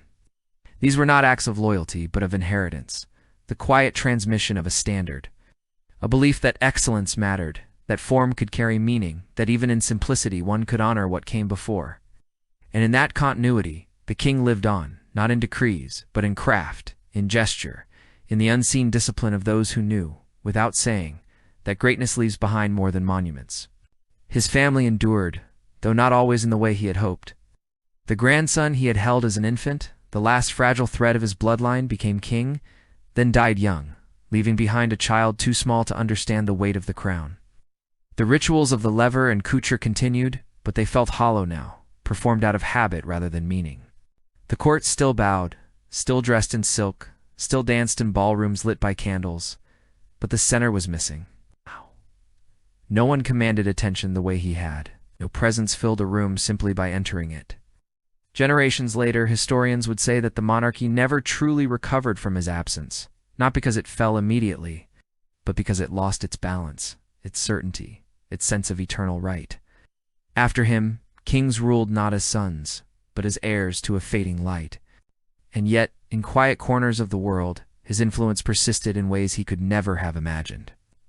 A ballet school in Russia taught movements first choreographed for his court.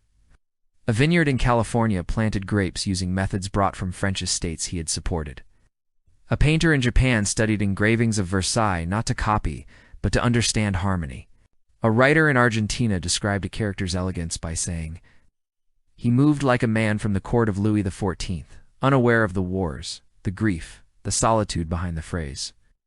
These were not tributes, not acts of admiration, just echoes, carried across oceans and centuries like ripples from a stone dropped long ago into still water. The world had absorbed his era, not as dogma but as style, as rhythm, as a way of seeing what beauty and order might look like when pursued with relentless devotion. Even the night seemed different now. At Versailles, when the last guest had departed and the final lamp was extinguished, the silence returned deeper than during his lifetime, when every hour had been accounted for, every space observed. Now, the halls breathed freely. Wind slipped through open windows, pages of forgotten music fluttered on stands, and moonlight stretched across empty ballrooms where no one danced. It was not abandonment, but release. The palace was no longer a machine of power, but a vessel of memory, holding space for what had been. And in that stillness, one could almost hear the faintest trace of harpsichord notes, the rustle of silk. The echo of footsteps that had walked these floors with purpose, now dissolving into the air like mist at dawn. Time, which had once bent to his will, now reclaimed its natural flow. Seasons turned without ceremony. Leaves fell. Snow covered the Grand Canal. Spring returned. Historians wrote of him, some with praise, others with critique, but all with the gravity owed to a man who had ruled longer than any other. Monuments were preserved, not because they glorified monarchy, but because they belonged to humanity, to the story of what people can build when vision meets perseverance. And as new generations visited Versailles, walking beneath painted skies and beside still waters, they did not always think of politics or power. Some paused by a bench and wondered what it felt like to live so publicly, so burdened, so alone. Others stood before a mirror and saw not just their reflection, but the ghost of a man who had once looked into the same glass, searching for something beyond the image. The world did not stop. It never does. Revolutions came, empires fell, new ideals rose. The France he had shaped beyond recognition would change again and again, becoming something he might not have understood. But in museums, in books, in music, in gardens, where symmetry speaks without words, in the way a person straightens their coat before entering a room, there remained traces of his century, not as dogma, but as feeling, as atmosphere, as the lingering scent of orange blossoms in a hallway long emptied of dancers. And so, time gathered around the memory, not to erase, but to soften, to integrate, to allow what was once overwhelming to become part of the landscape. He was no longer feared, nor obeyed, nor watched. He was remembered not perfectly, not completely, but tenderly, like a lullaby hummed by someone who never knew the singer, only the comfort of the song. The urgency of his reign faded, but its resonance deepened. For in the end, legacy is not what we claim, but what others choose to carry forward, not in force, but in quiet moments, in unnoticed gestures, in the way beauty once seen never fully disappears. Let us rest here, in this space between past and present, between action and aftermath. Let us feel the weight of years settling like dust on velvet, the breath of history moving slowly through empty halls, the warmth of a candle that is burned down to its wick still glowing. The story does not end, for nothing truly ends. It transforms, it echoes, it drifts into dreams. And somewhere, in the silence between heartbeats, the footsteps of a king who walked for 72 years still whisper across marble, not demanding to be heard, but simply asking to be remembered.